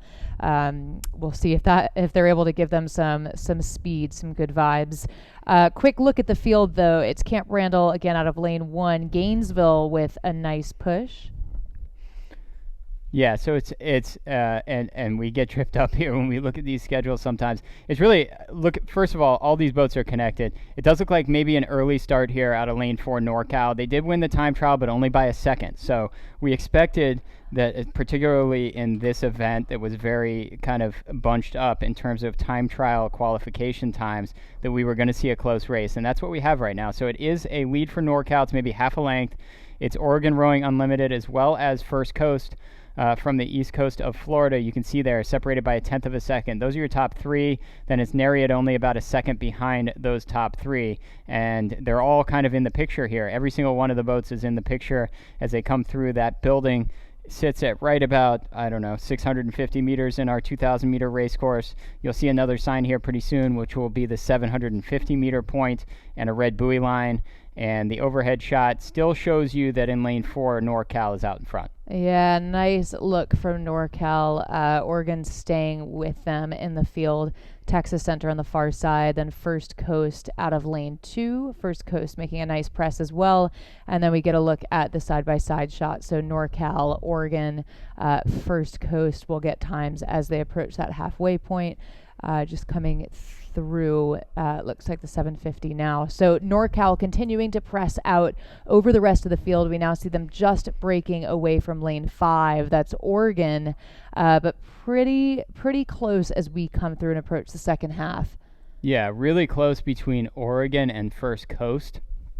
And then the only boat that's connected with both of them and sitting in 4th place is a boat in lane 3 from Nereid. So those are the 4 boats that we just mentioned that are in the picture right now are your top 4. It's NorCal on the right side of the screen. They're out in front. You can see they got about a length on Oregon Rowing Unlimited. And then Oregon maybe pushing away just a little bit from First Coast, but First Coast still right there and at least a half a length or 3/4 of a length ahead of the 4th place boat. So we'll see margins exactly as they come through. Maybe a foot of open water for NorCal ahead of Oregon Rowing Unlimited, and then you see about a length for Oregon ahead of First Coast, but First Coast is really starting to get reeled in now by Nereid. Yeah, First Coast will have to keep an eye for Nereid into the second half of the race and this critical third 500 meters where these athletes will really set themselves up to take on the last stretch, the last 500.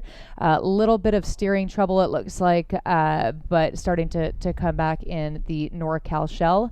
They've now found their point again and coming back with a straight shot. So NorCal continuing to hold, then it's Oregon, but keeping an eye on First Coast, who is holding it, but Nereid right on their tail. And just remembering this, these are all under 17 events that we've announced so far this afternoon. And, that obviously means that a lot of these athletes don't have as many races under their belts or in their notebooks as some of the older athletes. You're seeing even out in front, NorCal really having some trouble keeping a straight line point down the race course. And there are different strategies. Some coaches take the steering mechanism completely out of these quads. Sometimes they leave it in, but generally speaking, if there's a steering mechanism in there, the bow rower, in this case the bow woman in the NorCal boat, is having to physically move her feet at an angle one way or another in order to help steer that boat. And it's not real easy to do. I've been in a quad before. It's really, you're in there and you've got enough anxiety because the boat's moving so fast that you want to make sure that you're striking properly, not making mistakes. You add to it that you got to keep the boat centered in your lane by steering, and it's just not easy. So behind NorCal, it continues to be the boat from Oregon Unlimited, and they're trying to hold off Nereid and First Coast. We'll see the margins as they come through, but it's those four that really are there for 3 spots in our grand final. And it looks like Nereid has taken that third place position from First Coast. We saw First Coast at the 1,000 running third, but Nereid has taken it, and a little bit of a margin between Nereid and First Coast of about 4 seconds. So we'll see if Nereid can hold this as they come through the last quarter of the race, which means it's NorCal, Oregon Unlimited, and Nereid. NorCal still holding that first place position, getting a little bit more comfortable with their point, as long as they stay within the their lane. Those 2 yellow buoys, they're in their designated water. They're managing to do that, and they're now coming towards the last 250. It continues to be NorCal. And the rules of rowing, technically they could maybe dip into another lane, which you're seeing maybe with the blades there on the starboard side of that NorCal boat. But as long as they're not impeding or getting in the way of anyone else, they should be okay, and they're still within the rules of rowing. So it's kind of just an interesting thing that we're able to see simply because we have the drone shot here today. But it's NorCal commandingly continuing to be out in front of this first semifinal of the women's under 17 quad. And it does look like they will take home a win, very likely, as they're into the last 15 strokes. And then it's just tightening up here. It's Oregon Rowing Unlimited really being pushed hard by Nereid. And maybe Nereid has now taken over second place. But I think the gap back to First Coast sitting in fourth place is so much that Oregon is still in good shape here, even though they did get tracked down and sort of rode through by Nereid in these last 250 meters. So it's going to be NorCal finishing a length of open water ahead of Nereid. Nereid finishing a length ahead of Oregon Rowing Unlimited. Those 3 boats will move through unofficially to the grand final. Then it's going to be First Coast finishing in fourth place, qualifying for the B final, ahead of Atomic and Texas Center. Yeah, nice push from Nereid to put themselves into that second place position. So not just qualifying themselves, but moving into second place just behind NorCal, and a nice push from NorCal, Oregon running third. We'll move back up to the start then for the B final with Camp Randall, Gainesville, Los Gatos, and White Marsh out of lane 4, Miami lane 5, and Conestoga out of lane 6. So the B final determining which 3 crews will join the winners of the last race in the A final. And we're getting the picture coming in. They are on the race course already. You see the running clock at the very bottom left of the screen is a little bit past a minute into the race.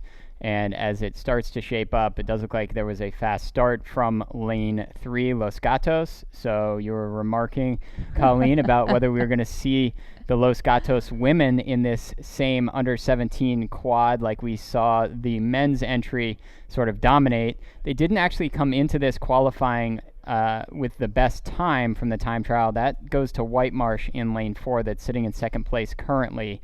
But it is Los Gatos out in front of White Marsh, and then White Marsh is slightly ahead of, it looks like, Miami as they come through 500 meters, and then Miami ahead of Gainesville, Gainesville ahead of Conestoga, Conestoga ahead of Camp Randall.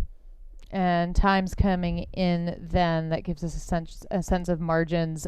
Gainesville not far off the pace from that third place position. Miami currently holding it, but with 3 to qualify, that is a tight spot to be in. So we'll keep an eye on Gainesville to see if they can make a push toward Miami. But yes, fast start from Los Gatos. White Marsh not far off from them. And then Miami and Gainesville. Miami running third, Gainesville running fourth, and Conestoga and Camp Randall. These athletes now into the second 500, racing toward the 1,000. White Marsh may be showing a little bit of speed, a little bit more than Los Gatos. Los Gatos, I had 34 strokes a minute, and White Marsh 31. So at 31 strokes a minute, a lower strike cadence, White Marsh is actually moving through Los Gatos. So They're trying to show in that White Marsh boat in lane 4 that the result putting them in this semifinal from the time trial was no fluke, and they now have taken the lead over from Los Gatos. Has White Marsh on the right side of your screen. White Marsh with the green blades in the white boat. And then look how close it is yet again for the coveted third place spot. Gainesville and Miami are basically stroke for stroke as we get a great shot of the two leaders there, White Marsh and Los Gatos. And then you're going to see as they come through the next checkpoint and we look at the times just how close it is between the two Florida crews, Gainesville and Miami, for that coveted spot in the A final. But it does look very controlled out front for White Marsh, and clinical rowing from a technique standpoint has them a half a length ahead of Los Gatos. Yeah, a nice press from White Marsh and just pure power, I think, in that stretch of the race. It's White Marsh continuing to hold first, Los Gatos second, Miami holding on to third, Gainesville running fourth, but just look at how close they are. Just 0.4 of a second separating them, then back to Conestoga and Camp Randall. So the question then becomes, does Gainesville have another gear to overtake Miami? Or said differently, can Miami hold Gainesville off? We'll see as the race progresses. White Marsh, though, we saw them took a power move just before the 1,000, around 750. They've carried that momentum with them now into the second half and just barely breaking free of open water over Los Gatos. So White Marsh taking command, showing in this middle 1,000 that they have the most speed relative to the other boats in this semifinal B of the women's under 17 quad at our 2021 U.S. Rowing Youth National Regatta at Nathan Benderson Park. And that's White Marsh on the right side of your screen. And they have moved away from Los Gatos, who led this race almost to the halfway point, maybe to about 800 meters, and then White Marsh got in front of them. And it still is so close. And I'll tell you, these Florida rivalries are real. One of Gainesville and Miami are going to be very upset that the other one knocked them into the B final between those two quads that are going after this third place spot. And White Marsh now with clear water between themselves and Los Gatos. These athletes now just approaching 500 meters to go. We'll have times and margins shortly. But a nice press, an overhead shot then just shows how much distance they were able to gain in the second half. They started to pick it up about 750 meters down.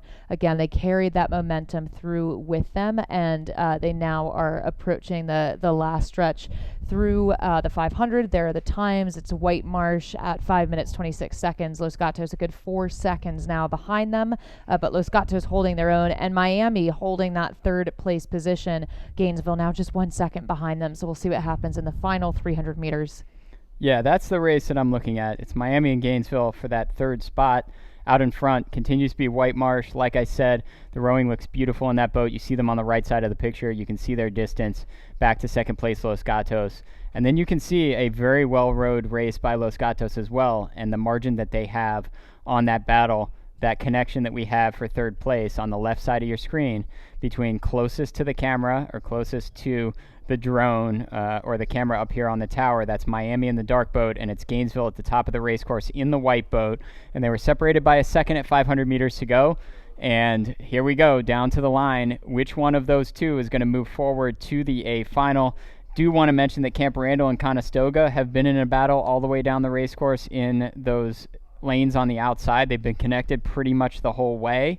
But it's the green of White Marsh out in front. It's Los Gatos sitting in second place, and it's going to come down to it between Miami and Gainesville. It's looking like Miami can hold. We'll get a better sense here in just a moment. Of course, all of these athletes now charging towards the finish line. White Marsh holding that position out of lane 4 for the win. Los Gatos running second. It looks like Miami will keep it, but we'll get, a better sense as they come through. Miami and Gainesville just so close. They are. I was trying to get a stroke rating to see maybe if that is reflective of the energy that's left in those crews. Miami's at 40, and it looks like Gainesville's at 37.5 as White Marsh wins this semifinal B, second semifinal of the women's under 17 quad, and second place is Los Gatos, and it is going to be Miami hanging on by about a deck and maybe about 12 feet total for that third position, just ahead of Gainesville, and a photo finish for 5th and 6th place on the outside, Camp Randall and Conestoga. I have no idea which one was 5th and which one was 6th. Maybe we'll see unofficially as the times start coming through. But that's going to do it for our women's under 17 quads. And we're going to move to some 8s. And in the blocks, I'll let Colleen set this one up for you. We're going to have our first semifinal of the men's under 17 8s. So back into the big boats, the men's under 17 8 semifinal A. It's Christian Brothers out of lane 1. It's NorCal out of lane 2. Belen Jesuit lane 3, Greenwich lane 4, Sarasota lane 5, and Dallas United out of lane 6. We see one of the shells still backing into their stake boat. It looks like Belen Jesuit and the yellow shell just getting into their stake boat. So 2 minutes prior to the start of the race is when you want to be locked in. They may still be on time. I think we're running maybe a couple of minutes behind. But either way, they're here now, and these athletes will gain their points. Yeah, and the worst thing that happens if you're not within those 2 minutes is they give you a warning, and one warning is just what it sounds like. It's a warning. If you get 2 warnings for something else like a false start, then you might be in trouble in terms of you might be penalized in some manner. But if you only have a single warning because you're a little bit late to the start, generally speaking, it's not going to affect anything. You just want to make sure if you're the coxswain in that boat and the starter does say that you have been warned, that you just make sure that there's no additional anxiety from the rowers in the boat that's going to affect your race, but it really shouldn't. So I love this picture. You can see our start dock platform, and as well as the building down there where the actual starter who starts these races is standing. And this is why Nathan Benderson Park exists, is for this 6 boats across. Really, we could even do 8, and we're getting ready to go here in semifinal A of the men's under 17 8s. And coming in, Greenwich had a 3-second win in the time trial yesterday. So will that carry forward here? They're in a blue shell, it looks like, in lane 4. Early start on the outside from Dallas United. Obviously, that is strategic. And we'll see what happens as they start to move in and through the first 100 meters. Yeah, nice quick move off the block from Christian Brothers as well. So both of those outside lanes, Dallas United out of lane 6, Christian Brothers out of lane 1. But as we say that, lane 3, Belen Jesuit starting to make a nice press as well. Belen Jesuit in the yellow boat in the center. Really good push. Greenwich right with them though. So lanes 3 and 4, a nice surge to the front of the pack. And those are the 2 that came out of the time trial with the best times yesterday. So were that to hold up, we would not be surprised as they get into and approach the first 500-meter marker in our race course here at Nathan Benderson Park. But look at this, 6 boats across. They're all in the picture that we're getting from the gator that's driving down the wave attenuator here at Nathan Benderson Park, keeping this race course just beautiful flat water for all of these 6 boats as they come down. Starting to move out a little bit is Greenwich, Colleen, from Belen Jesuit, and going with Belen Jesuit is that boat on the outside from Dallas United. Yeah, nice push from Greenwich as they come through 500 meters down. We'll get a sense of times in just a moment, but a good surge. We see them first to cross into the second 500 stretch. It's Dallas United running second out of lane 6. Quick start for them, puts them in that position. Then Belen Jesuit over to Sarasota, who's running 4th. Then NorCal running 5th, and Christian Brothers running 6th. I think the question is, can Dallas United hold on to that lead? They had a good first 500. Can they carry it with them? So what you're looking at right now, with every boat in the picture still, all 6 of them, it's about 4.5 seconds from the tip of the bow of the boat that's out in front, which is a boat from Greenwich, to the tip of the bow of the boat that's sitting in 6th place. And so this is racing, and this is our U.S. Rowing Youth National Regatta. This is what we love to see. We see quite often out here, especially at this semifinal progression level. We'll see it throughout the finals as well. That's Dallas United closest to the picture in the white jerseys. And then you see up there in the yellow boat, that's Belen Jesuit. Above them in the darker boat is the boat from NorCal. And then the blue boat that was peeking in there is the boat from Sarasota Crew in lane 5. But it's starting to be a pretty dominant lead now as they approach the halfway point for the boat from Greenwich. That blue boat looks like it's white on the insides, and they have maybe some open water now. Yeah, a really nice press from Greenwich, and they're just doing it with sheer power. That's got to feel pretty good to be up ahead of the rest of the field by Clearwater. But keeping an eye, the rest at Belen Jesuit and Dallas United, we see just how close they are, and they're coming through now. It's Greenwich running first. It is now Belen Jesuit running second, with Dallas running third. That means that Belen Jesuit overtook Dallas United. Then it's over to NorCal running fourth, and Sarasota running fifth. So NorCal has passed Sarasota, and then it's over to Christian Brothers. So the field's starting to spread out, places changing here and there. But one thing is for sure, David, Greenwich is moving. They are. Greenwich, really, you're loving it if you're that coxswain. You're those rowers as much as you possibly could be. As it starts to hurt for the rowers in this third 500, you're loving where you sit. And you're pretty anxious if you're in any one of these other boats in the picture. You got 4 boats for 2 spots, and those 4 boats are NorCal, Belen Jesuit, Sarasota, and Dallas United. And any permutation of those 4 boats could end up being what we see at the finish line here. And a couple of these boats are going to get left out and not feel too good about the situation as Sarasota starts to get into the mix. They were really kind of off the pace there. Now they're pushing up almost level with both Belen Jesuit and Dallas United. And then I look at NorCal up there, and they're moving also. This thing is just getting closer. Yes, Sarasota charging. The locals will be happy to see that. Look at Sarasota's bow. That's bow number 5. They've just put themselves into a second place position. That means that they've overtaken Dallas United and Belen Jesuit. We'll see if they can hold this lead. Greenwich is out decidedly in front, of course, as they have been for the entirety of this race. But what a push from Sarasota.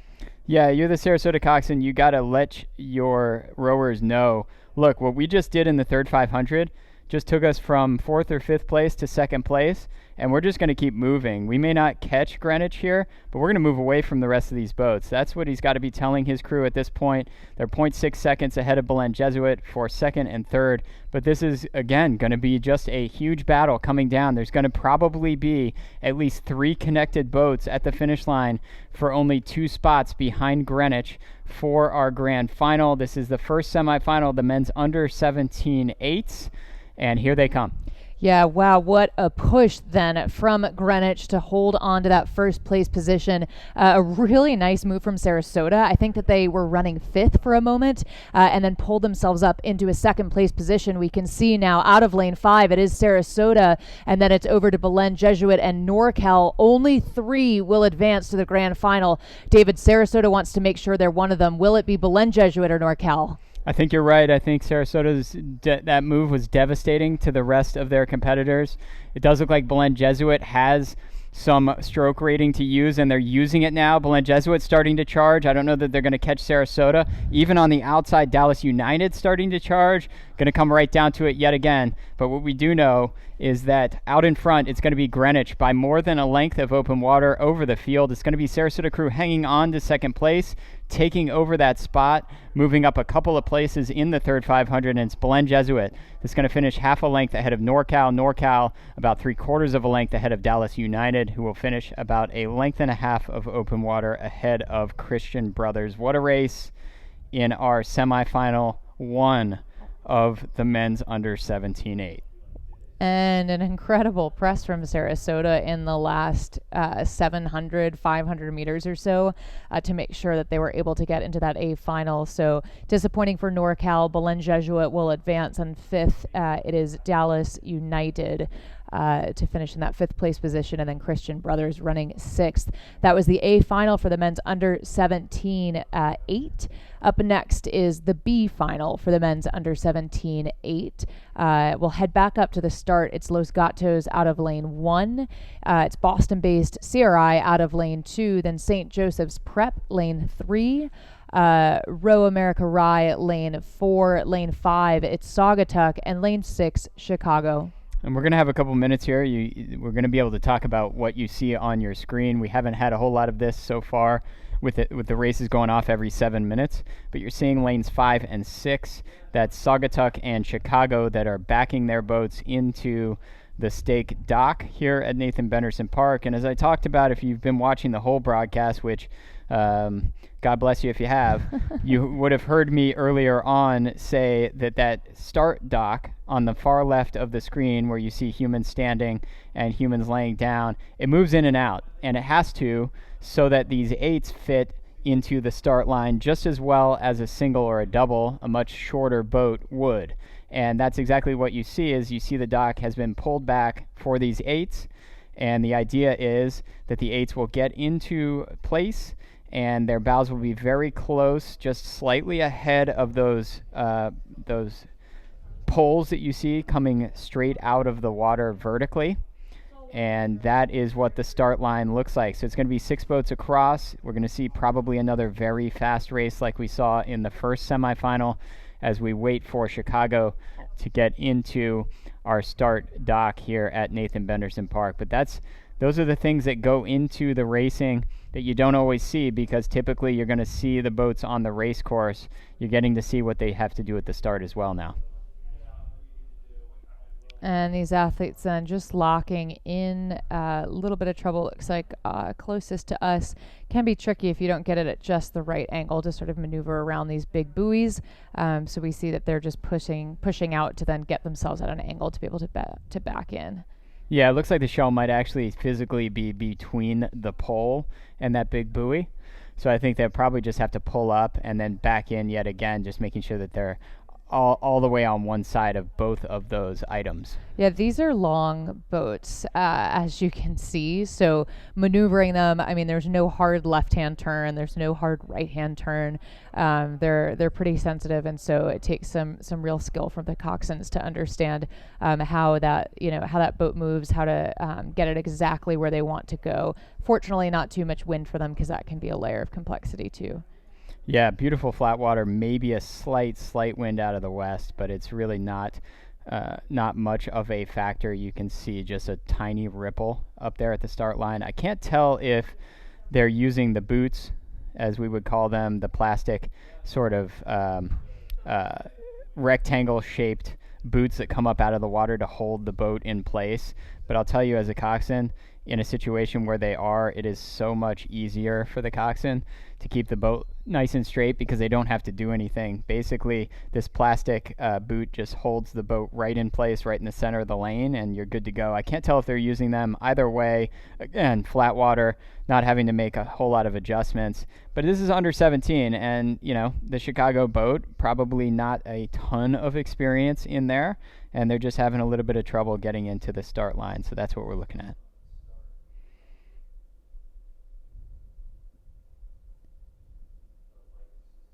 So just getting a bit of distance away from that pole, and then they'll be able to back it in. So semifinal B. Yeah, this progression that we've seen really throughout the entire day. We saw it in the morning. We've had very few races where it was very clear what the top 3 were going to be, at the halfway point or at the 1,500 meter point. And that's what's made it so exciting all the way through. I mean, you could rewind our broadcast to almost any race, and you could see at the halfway point that there are 4 or 5 boats in the mix for 3 spots in all of these semifinals. And I would expect nothing less from the rest of the races that we have coming up. So we have one more semifinal of the men's under 17-8. Then we will have both of the semifinals of the women's under 17-8. And then we will have some D finals to end our day here. Semifinals day 2 of the 2021 U.S. Rowing Youth National Regatta.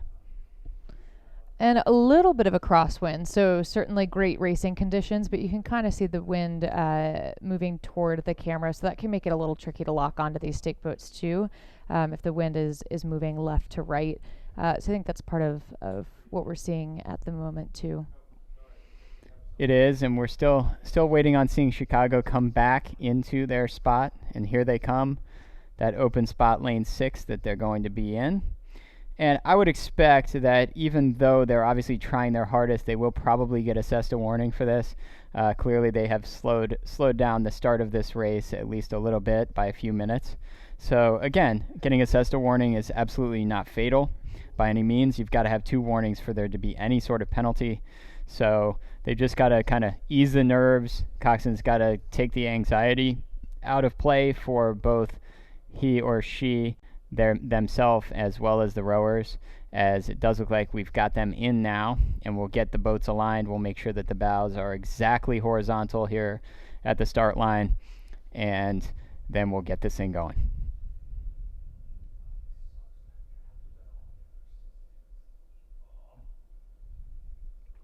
And Chicago now then just adjusting their point. So one of the tricky parts for the coxswains up here at the start is that they'll just be constantly adjusting their point, even in flat water, just a little bit, using their bow pair to scull the boat around, so as not to disrupt the stern. But it's kind of this constant sort of refining to make sure that you're pointed exactly where you want to be, because once the race starts, they really want to be off their rudder as much as possible. And each of these coxswains, if you're sort of not well versed in rowing, they steer the boat. They have a rudder that they generally use some little cables to move one way or the other. So they have the ability to steer the boat down the race course. The idea is that they want to stay right in the center of their lane, as straight a line as possible all the way down. And that's why I love these drone shots, because we really get to see the lines that the coxswains and really any of these boats in these boat classes are taking down the race course. But that's right, and Colleen is totally right. As a former coxswain, you want to make sure that you're off the rudder if possible at the start, for various reasons, not the least of which is you're going from a dead stop to as fast as possible, and being on the rudder slows the boat down. So you gotta keep it straight, gotta use the rowers to do it. And here we go, finally in the second semifinal of the men's under 17-8, and it looks like a clean start all the way across. And really hard to tell who might be taking the lead. Maybe it's a boat from Row America Rye in lane 4, but a good clean start, everybody going after it, and everybody connected early. Yeah, a nice fast start for all of these crews indeed, pretty tightly packed. A good start for Row America. It looks like for St. Joe's Prep as well. Then it's over to CRI, of course, in their red. Los Gatos out of lane 1. A quick start for them as well. Looks like Los Gatos leading CRI. Row America Rye, though, Los Gatos look like 2 of our earlier leaders as we come through the first stretch of this race. So under 17-8s, most of these teams, if not all of them, also had youth 8s, which is basically under 19 situation, or I don't know exactly the rule, but basically high school athletes of any age. This one is limited to age 17 or under. There's a date cutoff for your birthday. The leader here is Row America Rye in lane 4. And then Los Gatos hanging on to second place over there in lane 1 on the far right side of the screen.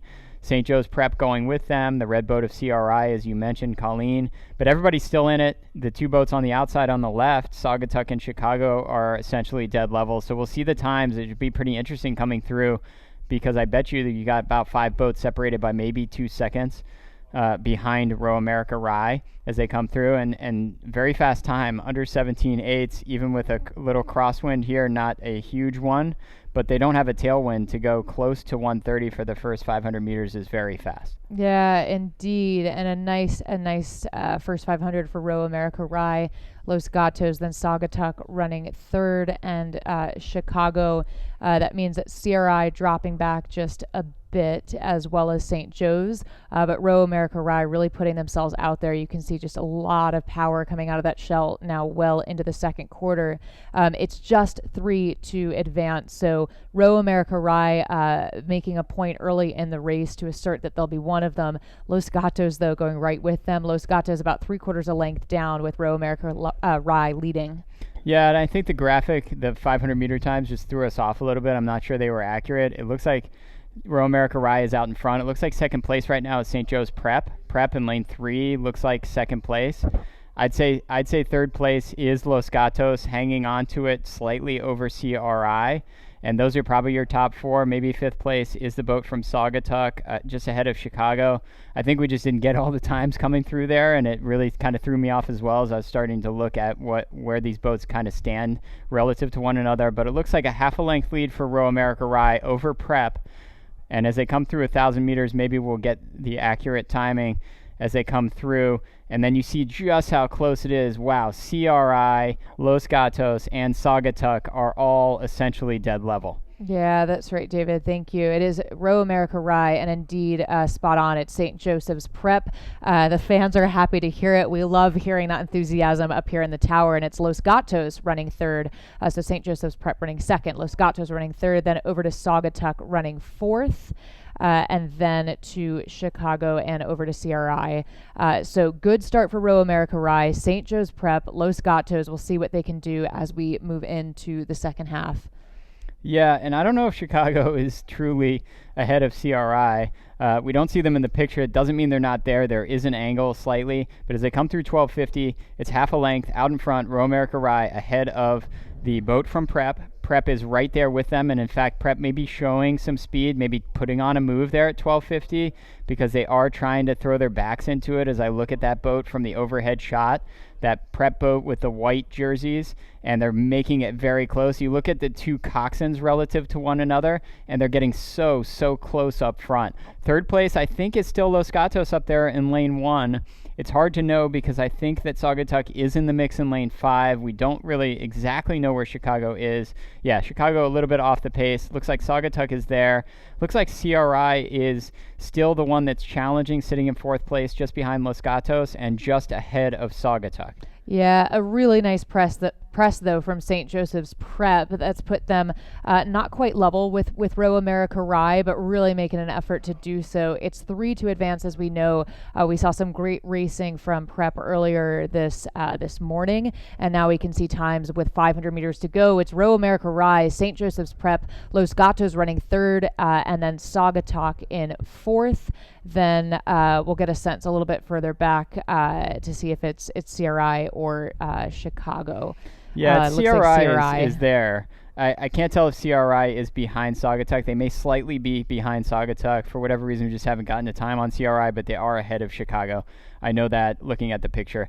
So out in front, it continues to be Row America Rye, and they are hanging on to the slightest of margins ahead of Prep. Prep maybe breaking it to even here, really putting on a push as Prep right now.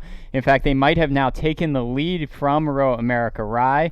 So it's Prep out in front of Row America Rye. It is on the outside Los Gatos, maybe a half a length ahead of CRI, but where is Saugatuck relative to Los Gatos? Here they come. Don't blink because this is it. It's another 3-boat race for the 3rd place position, and in that A final coming down to the line here, Colleen. Incredible racing as these athletes come down, and such a push from St. Joe's Prep and Row America Rye. We see St. Joe's Prep out of lane 3 and Row America Rye out of lane 4. That means that St. Joe's Prep then has pushed themselves just ahead of lane 4. That's Row America Rye. Then coming through the line out of lane 5, that's Saugatuck. We'll have times up here in just a moment, but yeah, nice press from Prep in the second half. And a big time last 500 from Saugatuck had them really go through both CRI and Los Gatos on the outside as lane 6 Chicago finishes up in front of us. What a race. Big time last 500 from Prep. Got them past Row America Rye. Unofficially, it's going to be Prep, Row America Rye, Saugatuck moving through to the A final. So we'll send it back down as they probably try to speed it up just a little bit because of that delay. Yeah, they'll try to probably find a minute or two here that they can shave off. Up next, it's the women's under 17 eights. This is semifinal A, so 2 semifinals for the women. Out of lane 1, it's New Trier. Lane 2, Newport. Lane 3, Sarasota. Lane 4, Saugatuck. Lane 5, Row America. And lane 6, Casitas. So up at the start, gaining their points. We see the last 8s just rolling into the stake boat and hope to have a start soon. And that's Saugatuck last in. They are the top qualifier, however, a 3.5 second win in the time trial yesterday. They'll be in lane 4 in the trademark black everything of Saugatuck.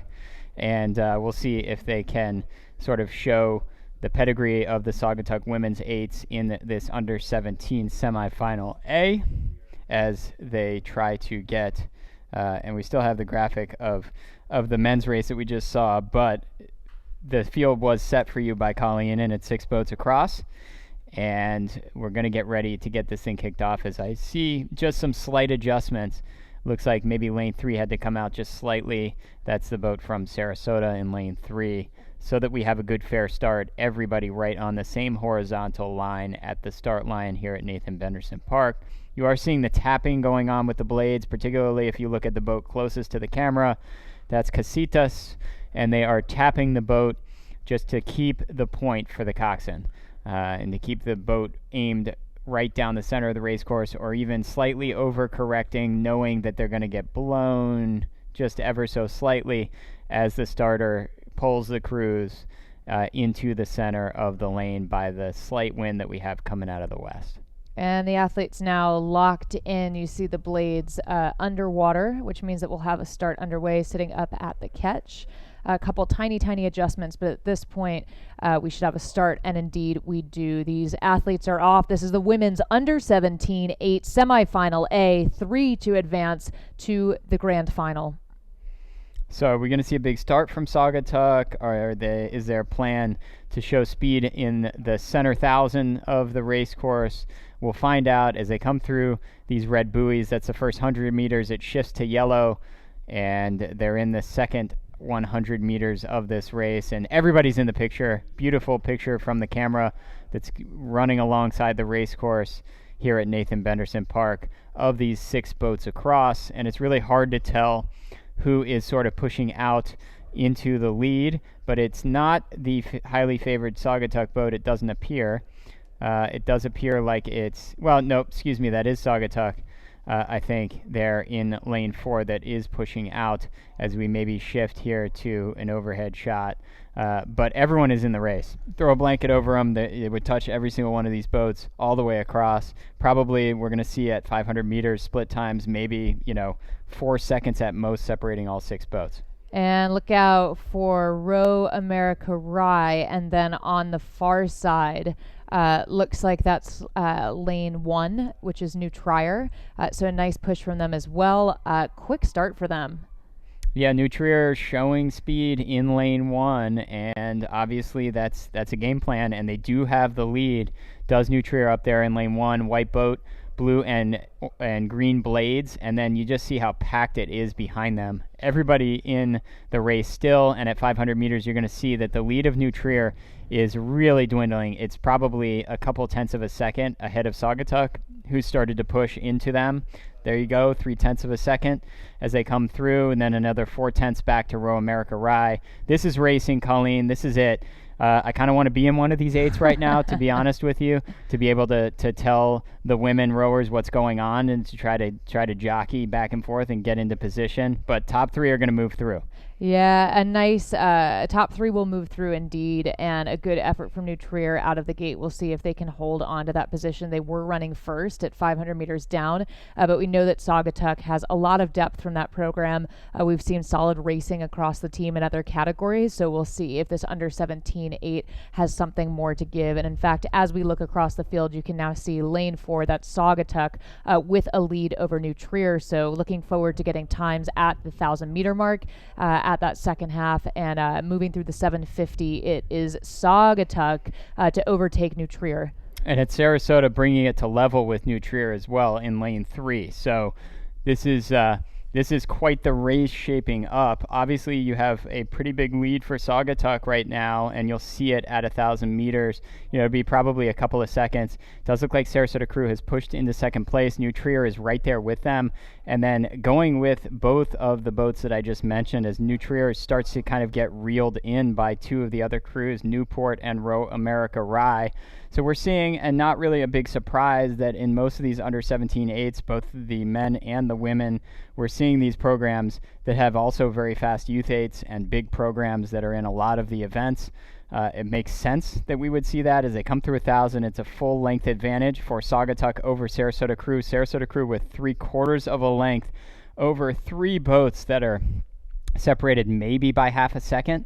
New Trier, Row America Rye, as we see the times come through, and looks like probably Newport as well, or Casitas. I mean, they're all there. I think Newport is somewhere there, just slightly ahead of Casitas, maybe just not registering on the time as they come through. But Saugatuck's opening it up, Colleen. Yeah, they've kind of traded positions, haven't they? The top 4 boats. So Casitas has stayed in a solid 5th, Newport in 6th. Saugatuck has moved into that first place position, as we know, to take it from New Trier. But Sarasota, really with that effort that we saw about 500 meters ago, has now pushed themselves into a second place position, which is great as they move through about 1 length over the rest of the field. They'll want to keep an eye on New Trier, on Row America as well. 3 spots only to qualify. Saugatuck's on the move. Sarasota's on the move. Is it going to be Row America, Rye, or New Trier? Yeah, so it's Saugatuck, right side of the screen. You can see they've got an open water advantage. The boat adjacent to them, just to the left on the screen, that's Sarasota Crew. This is the battle. This is for 3rd place. Right in front of our eyes here, all the way up there in lane 1 in the white boat, that's New Trier. They started hot. They're starting to maybe fade a little bit. Maybe not fade. Maybe it's just Newport in lane 2, and it's Row America Rye in lane 5 that just have more speed right now. They just have something else in the tank relative to New Trier, and they're starting to kind of push out. But what a race we've got going on for 3rd place as we approach 500 meters to go. This is it. Yet again, it's coming down. It's going to probably come all the way down to us. A great effort from Newport to push themselves up to that position. We'll get a sense now of exactly where these athletes are with 500 meters to go. We know it's Saugatuck, Sarasota, Row America Rye running 3rd, which pushes Newport into 4th. So Newport able to move themselves up from 6th earlier. New Trier has moved back into 5th then, and then it's over to Casitas running 6th. So Row America Rye, David, wants that 3rd place spot. They do, but what a battle it's going to be with Newport. Those are the 2 boats. They're starting to move away from New Trier. I don't know that these 2 boats that we're talking about are going to be able to catch Sarasota sitting in 2nd place. Out in front continues to be Saugatuck. So it's Saugatuck, Sarasota, and then it's one of Row America Rye that is currently holding down the 3rd place position. Are they going to be able to hold off Newport as they come into the last 250 meters in front of the crowd? They hear all these spectators that are out on the beach. This is semifinal A of the women's under 17-8. It's being dominated by Saugatuck. Sarasota has been a very solid open water 2nd place for a while now, but here we go. And Saugatuck coming through in style in their final 20 or so strokes. A really nice press than Sarasota in their pink hats, a couple lengths of open water behind Saugatuck. So no doubt those are our 2 leaders. Keeping an eye then on Row America Rye out of lane 5, the closest to the beach, and then lane 2, that's Newport on the far side, doing everything they can. It's looking like advantage to Newport out of lane 2, but we're at a bit of an angle, so we'll know more, of course, once we get the final times. Both of these crews with a massive effort. Sarasota is through. It looks like it's going to be Row America Rye to hold it, but again, a very, very close finish and a nice effort from Newport. We'll get the unofficial result in a moment, but indeed, Saugatuck to cross 1st in style, Sarasota running 2nd, and it is Row America Rye to take that 3rd place position and advance to the A final. Just ahead of Newport, maybe 1 seat ahead of Newport. You can see very, very close. And then it was on the outside, the boat from New Trier, I think, finishing ahead of Casitas. So that was your order. That was the first semifinal of the women's under 17-8s. The last semifinal of our day 2 of the 2021 U.S. Rowing Youth National Regatta from Nathan Benderson Park in Sarasota, Bradenton, Florida is up next. I'll set the field for you. And it's the last, like I said, the last semifinal. Then we're going to have some finals, some D finals to finish our day 2. In lane 1, we have Los Gatos. Lane 2, Connecticut Boat Club. Lane 3, Long Beach Juniors. Lane 4, Greenwich.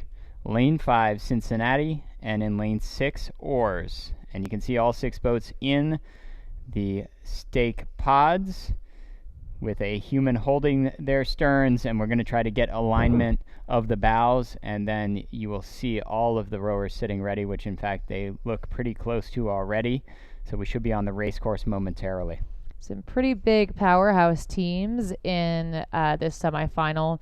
especially in the youth women's eights, Greenwich, Cincinnati, oars. I mean, truly all of these, right? Connecticut, Long Beach, Los Gatos. I think we can expect a great race from these athletes once we're underway. And I've seen some really nice racing from Greenwich across the day, so we'll keep an eye on them in particular. But we should have a start once you can see these athletes just gaining their points, right? A little bit of a crosswind, as we said, that's blowing the shells from the left to the right. So the coxswains using their bow pair, and in particular on the starboard side to make sure that they can keep their point. That's right, and the starter's job, one of their jobs, is safety first, and so they're going to look and they're not going to call the start until all of these boats really are pretty well centered in their lanes going down, so that there's just no issues with any boats coming together. So that's what we're waiting on here, and you can see it's very flat, but there is just a slight crosswind coming out of the west that is forcing these crews to make slight adjustments to their points. And I bet you we're going to have a race here very shortly as I see everybody sitting ready. The points look pretty good. Here we go. 6 boats across. 3 will move to the A or grand final. This is the women's under 17 eights. Who wants the lead early?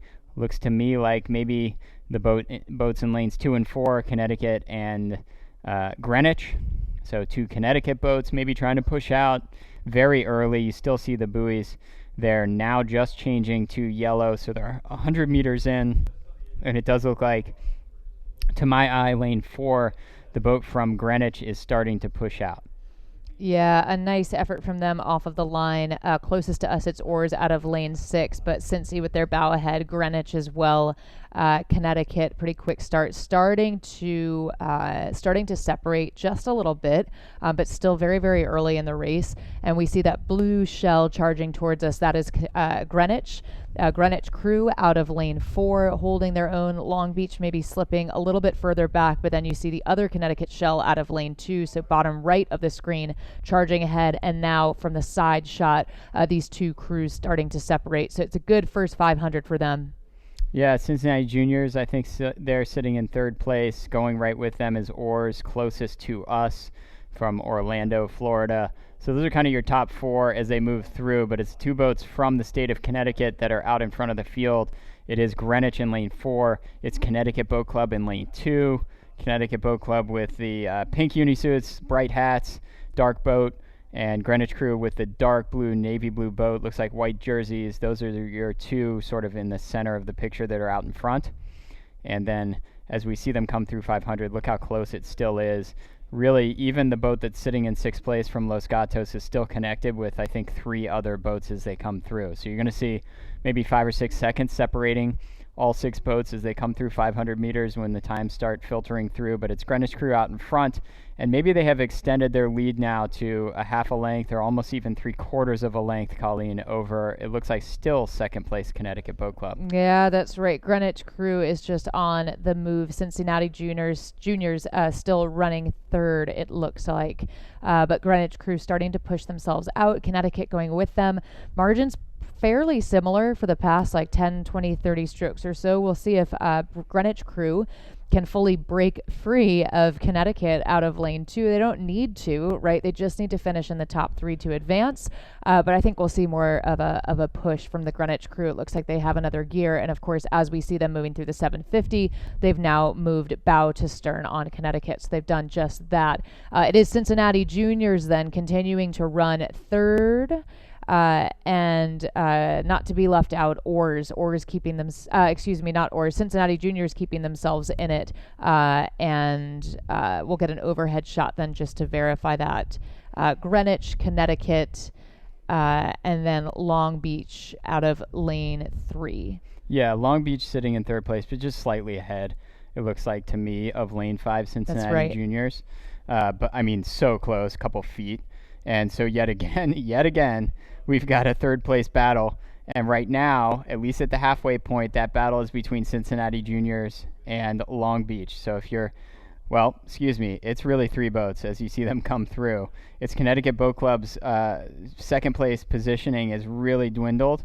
And it looks like Both Long Beach and Cincinnati are right there with Connecticut Boat Club. You'll see maybe all of the times filter through. So it's 3 boats for 2 spots. Currently, you can see that they're separated by 1 second. It's Connecticut to Cincinnati Juniors, separated by a second. It's oars on the outside. Don't count them out. They're familiar with the race course. Being a Florida crew in lane 6, they probably have a lot of their teammates as well as their parents and or family members or friends on the beach as they come down. So let's not count them out. Big third 500 from oars could put them back in it. But out in front, a lot of open water is Greenwich. And then you're still seeing this amazing battle. It's Connecticut Boat Club maybe a foot ahead of Long Beach. Yeah, ever so close between these two, and we'll want to keep an eye on the Cincinnati Juniors. So we know that they slipped into 4th place, but with just 3 to advance, we know Greenwich will be one of them. It's looking like Connecticut has a really nice position as well to be one of those 3 crews. But Long Beach and Cincinnati will really need to make an effort here as they move in towards certainly the second half of this race, move through the third 500 towards the last quarter. Greenwich is out, though, no doubt about it. 3 to advance. Greenwich, then Connecticut, and Long Beach and Cincinnati. Yeah, and looking at Long Beach, I think they've taken over second place from Connecticut. So it's been a back and forth. It's been very close between the two. I think a move there from Long Beach maybe just pushed them out to second place for the first time. But it's still very close between Long Beach and Connecticut Boat Club. Cincinnati Juniors still within striking distance. And in fact, it's the boat from Los Gatos that has gotten past oars. So I think Los Gatos is sitting in 5th place ahead of 6th place oars as you get a good overhead shot of the Greenwich crew that is so far out in front, almost 7 or 8 seconds out in front of second place Long Beach Juniors. And look at that.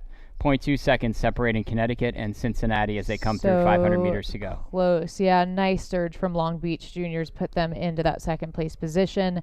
Coming towards the line, though, a beautiful look here from our drone of that Greenwich crew as they move towards the last 250 meters.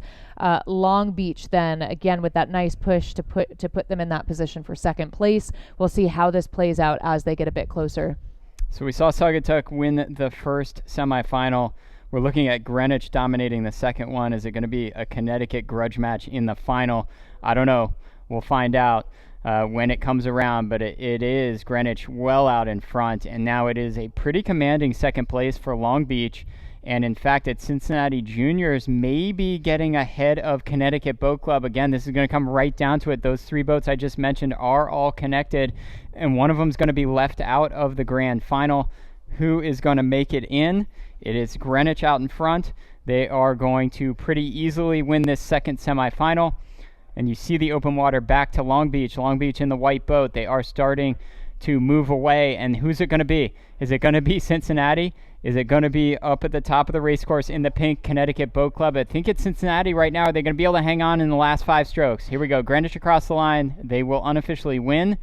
It is Long Beach across the line in second place, and I do think Cincinnati Juniors will hang on and move forward unofficially, almost a half a length ahead of Connecticut Boat Club. So a big last 250 from Cincinnati Juniors, and then it's going to be at the top of the race course, Los Gatos, finishing about a length ahead of oars.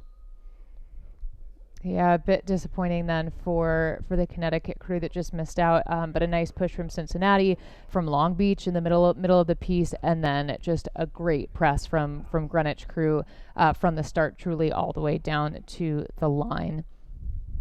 So the rest of our schedule, that's going to finish the semifinal round of racing at our 2021 U.S. Rowing Youth National Regatta at Nathan Benderson Park. We're going to have 6 more races this afternoon that we will call, starting with the one that's on the race course, and they're all D finals, and they're all under 17 events. On the race course right now is the D final of the men's under 17 single. And as you can see, it's a 5-boat race. In lane 2 is Celio Luciani of Colorado Juniors. In lane 3 and out in front in lane 3 is an under 15 athlete, Victor D'Alessio of Los Gatos. Lane 4 is Daniel Malecki of Berkeley Prep. Lane 5 is Thomas Fell of Charlotte Youth, also an under 15 athlete. And in lane 6, another under 15 athlete, Samuel Angel of Sarasota Crew. Yeah, so these D finals that we'll be calling for the next few races will determine places 19 through 24 overall across the category. So as we've been saying, the A final 1 through 6, then B 7 through 12, etc., and then the D final, the 19 through 24 overall. So that's what's at stake for these athletes in this final, and just great to see so much youth, right? The under 15 athletes entering this category. We happen to have 3 under 15 athletes in this particular final, but wonderful to see them really have the courage to race up a class, and that is certainly a way to get faster. And one of those under 15 athletes is continuing to lead at the halfway point, and that is Victor D'Alessio of Los Gatos. He's out in front. Look at that race going on right there. It looks like Luciani of Colorado Juniors and Thomas Fell of Charlotte Youth are basically dead level, stroke for stroke. But out in front, you can see, I believe that is lane 3, and he's got about a length advantage. It's Victor D'Alessio right now leading Daniel Malecki of Berkeley Prep in Tampa, Florida, so right up the road. And you're going to see the times maybe come through, and you see where it says under 15 in asterisks. That is telling you that any athlete that has that designation is falls into the under 15 age category. So they're rowing up in this under 17 field. There is no under 15 category at this regatta, but right now this race is being led by an under 15 athlete, Victor D'Alessio of Los Gatos. Yeah, great press for him, and on the screen you can see there he's out of lane 3, passing by the 1250 meter mark that signals 7:50 to go. Nice pacing from him, again under 15 years old, so great to see him rowing up this class and currently running first. Then it's back to that bow number 4, that's Daniel Malecki out of Berkeley, so open water now separating them. Men's D final, so our first final of the Youth Nationals Regatta, our first final coming out of the semis, determining places 19 through 24 overall, and great to see these young athletes here. So Victor D'Alessio still holding on to that first place position, and a nice overhead shot as they come through the last stretch.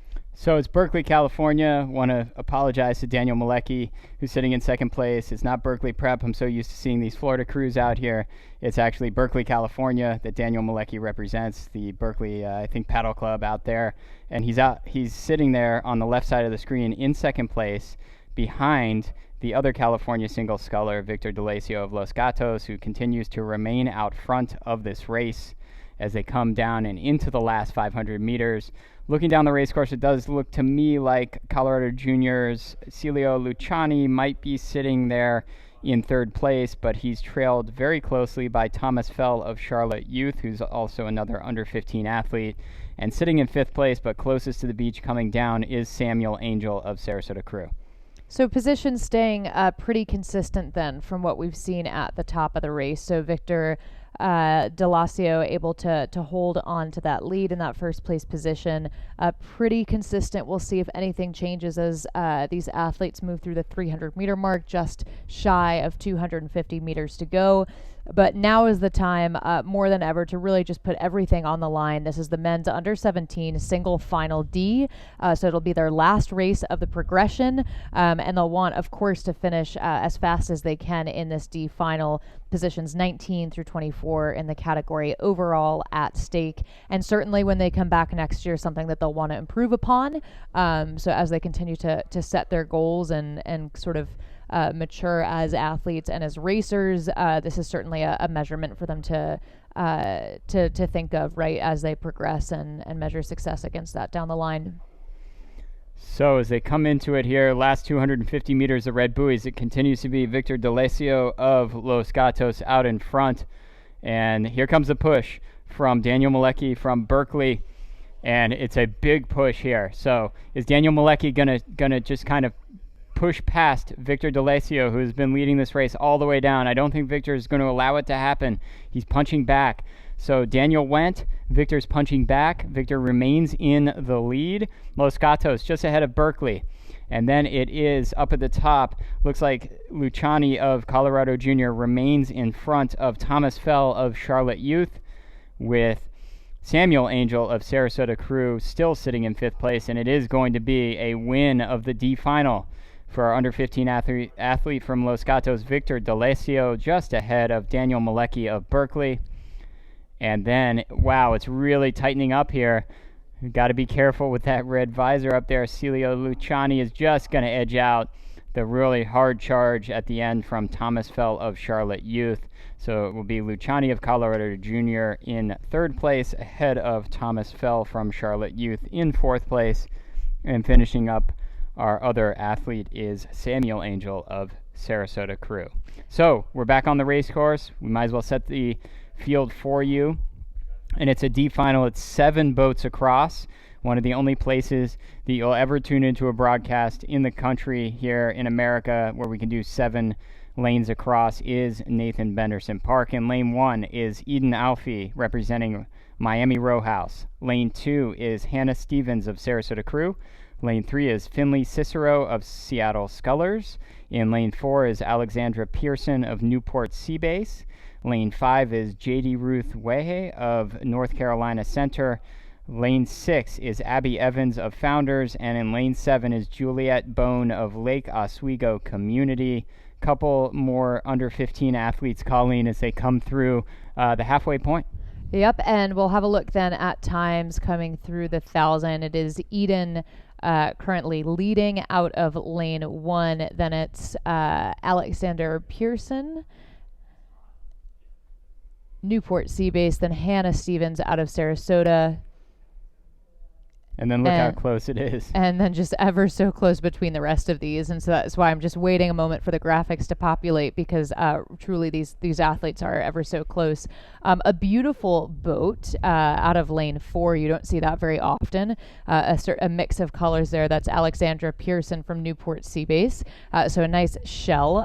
Eden Alfie, though, leading the race, as we see out of her sort of pink boat in lane 1. And then it's Hannah Stevens from Sarasota running second as we move into the second half of the race. And just seeing bow number 4, that's Alexandra Pearson poking out, and just next to her out of lane 5, J.D. Ruth Wee from North Carolina Center, keeping herself in there as well. So keeping it very exciting for us as they move through the third 500 and towards the last quarter. They are. Third 500, and we have 4 connected boats on our picture. You can see they're coming through 1250. The pink boat in lane 1 of Eden Alfie, representing Miami International Row House. Again, an under 15 athlete is leading this one as well. We saw an under 15 athlete win the previous D final of this under 17 category. And so it's that pink boat out in front. It continues to be in second place. Just adjacent to Eden Alfie is Hannah Stevens of Sarasota Crew. And here comes that beautiful boat in lane 4, Alexandra Pearson of Newport Seabase, starting to press into both of those leaders. And then you don't see a bow card. It must have just fallen off, but you've got J.D. Ruth Way of North Carolina Center right there in the picture in the white boat closest to the camera as well. So they're coming into it, coming into the last 500, and really anybody could win this D final that's on the screen right now. And J.D. Ruth Way, it looked like she was starting to maybe make a push into Alexandra Pearson, but Alexandra Pearson with a bit of an answer. We start to see her press back into our 2 leaders. That's Eden Alfie and Hannah Stevens. Eden Alfie with an early lead. She's been able to maintain that lead. We'll keep an eye on Hannah Stevens, though, as they now approach the last 300 meters or so to see if that position will change. You can see just how close they are, just a little bit over a half a second between Eden Alfie and Hannah Stevens. Alexandra Pearson holding strong in that third place position, and then it's J.D. Ruth Way about a second or so just behind her, second and a half, and then over to Finley Cicero from Seattle running in that 5th place position. Moving in then into the very last stretch, not quite the final 250. It's looking like Eden Alfie will get there first. Yeah, she will, but man, it's close. Maybe she will. Maybe. It's so close between Eden Alfie and Hannah Stevens, these 2 Florida single scullers. And the one boat that continues to go with those 2 is that multicolored shell of Alexandra Pearson representing Newport Seabase. And in fact, that boat is really moving as Alexandra Pearson, as we start to also see Hannah Stevens almost leave Eden Alfie in the dust just a little bit, starting to really put on a move here as they get into the last 250. They're going, are all of these women in these single sculls. Also on the outside, JD Ruth Way is showing speed from North Carolina Center. She has jacked up the rating. She's going. All 5 of these women in these single sculls showing a really good proficiency in terms of the rowing. Again, this is under 17 event. You've got an under 15 athlete up there in lane 1, and they're all showing it, but moving out into a commanding lead. Almost not really out of nowhere, but just staying patient, and now taking a commanding lead is Alexandra Pearson. What a press from Alexandra Pearson. She had a good pace in the first half. She was moving through the third quarter of the race, but now she's really laying it all on the line in these final 500 meters. Of course, this is a final. This is the last race of this regatta for all of these athletes in this D final. Alexandra Pearson making the most of it. Look at her press into an open water lead over the rest of the field in that beautiful shell. It will be Alexandra Pearson to cross through first. A job well done. So close for second and third. Oh man, maybe Finley Cicero takes second, kind of out of nowhere. She was sitting maybe in 5th place all the way down. Also a tremendous finish from JD Ruth Way of North Carolina Center. I think has her finishing 3rd place in this D final, just ahead of your leader for much of the race, Eden Alfie of Miami International Row House, and then Sarasota Cruz, Hannah Stevens, and then crossing in front of us in lane 6 is it looks like Abby Evans of Founders, and I think that is the field. So that was your women's under 17 single D final. The next race on the race course will be the men's under 17 double D final, so another under 17 event, and they're already on the race course. Why don't you set the field? It is the men's under 17 double, final D. So lane 1, Triangle, lane 2, Camp Randall, lane 3, Oregon Unlimited, lane 4, Green Lake, leading just barely Seattle Scullers out of lane 5. Gorgeous shot here of those bows. Then lane 6, it's White Marsh, and lane 7, Sarasota. But we're zooming in then to take a look at the Seattle Scullers. Just next to them in lane 4, it's Green Lake, Oregon Unlimited in lane 3, crossing through. A nice press from Seattle. Yeah, crossing through 500, and you can see the field is very close. Even the 5th and 6th and 7th place boats, White Marsh and Sarasota, are deadlocked in lane 6 and 7. So will they get back into the mix because they're kind of fighting one another? But again, it's 7 boats across. Beautiful racing. Your leader is lane 2. That's Camp Randall. Camp Randall is ahead of essentially dead level, I would say, lanes 3 and 5, Oregon Unlimited and Seattle Scullers. And then you see that boat in lane 4 with the lane 4 bow card right between the 2 that I just mentioned. That's Green Lake. And then also in the picture on the left side is the boat from Triangle rowing all the way up there in lane 1. So still very close racing as they're in the second 500 of this men's under 17 double. Yeah, a nice press from Camp Randall. You can just see their stern off of the Seattle Scullers bow. And so Camp Randall really able to, you can see nicely now from the drone, able to press themselves up ahead in the second 500 of the race. All of these crews just sprinting towards the 1,000-meter mark. We'll see if Seattle can keep contact with them. Camp Randall really looked to be moving. This is a look then at the rest of the field. So Camp Randall's white bow just on the far right side of the screen, and then Seattle holding off the rest of the field. But look out for Green Lake keeping themselves in it as well. So it's Seattle and Green Lake starting to separate from the rest of the pack. Camp Randall leads. They are, and again, limited racing, especially in the Northwest, but these are two teams that should know each other fairly well. You've got Seattle Scullers right next to Green Lake. They're both Seattle area teams, and they are trailing your leader, which is the boat from Camp Randall from Madison, Wisconsin, that's on the right side of the screen, that white shell that is out in front.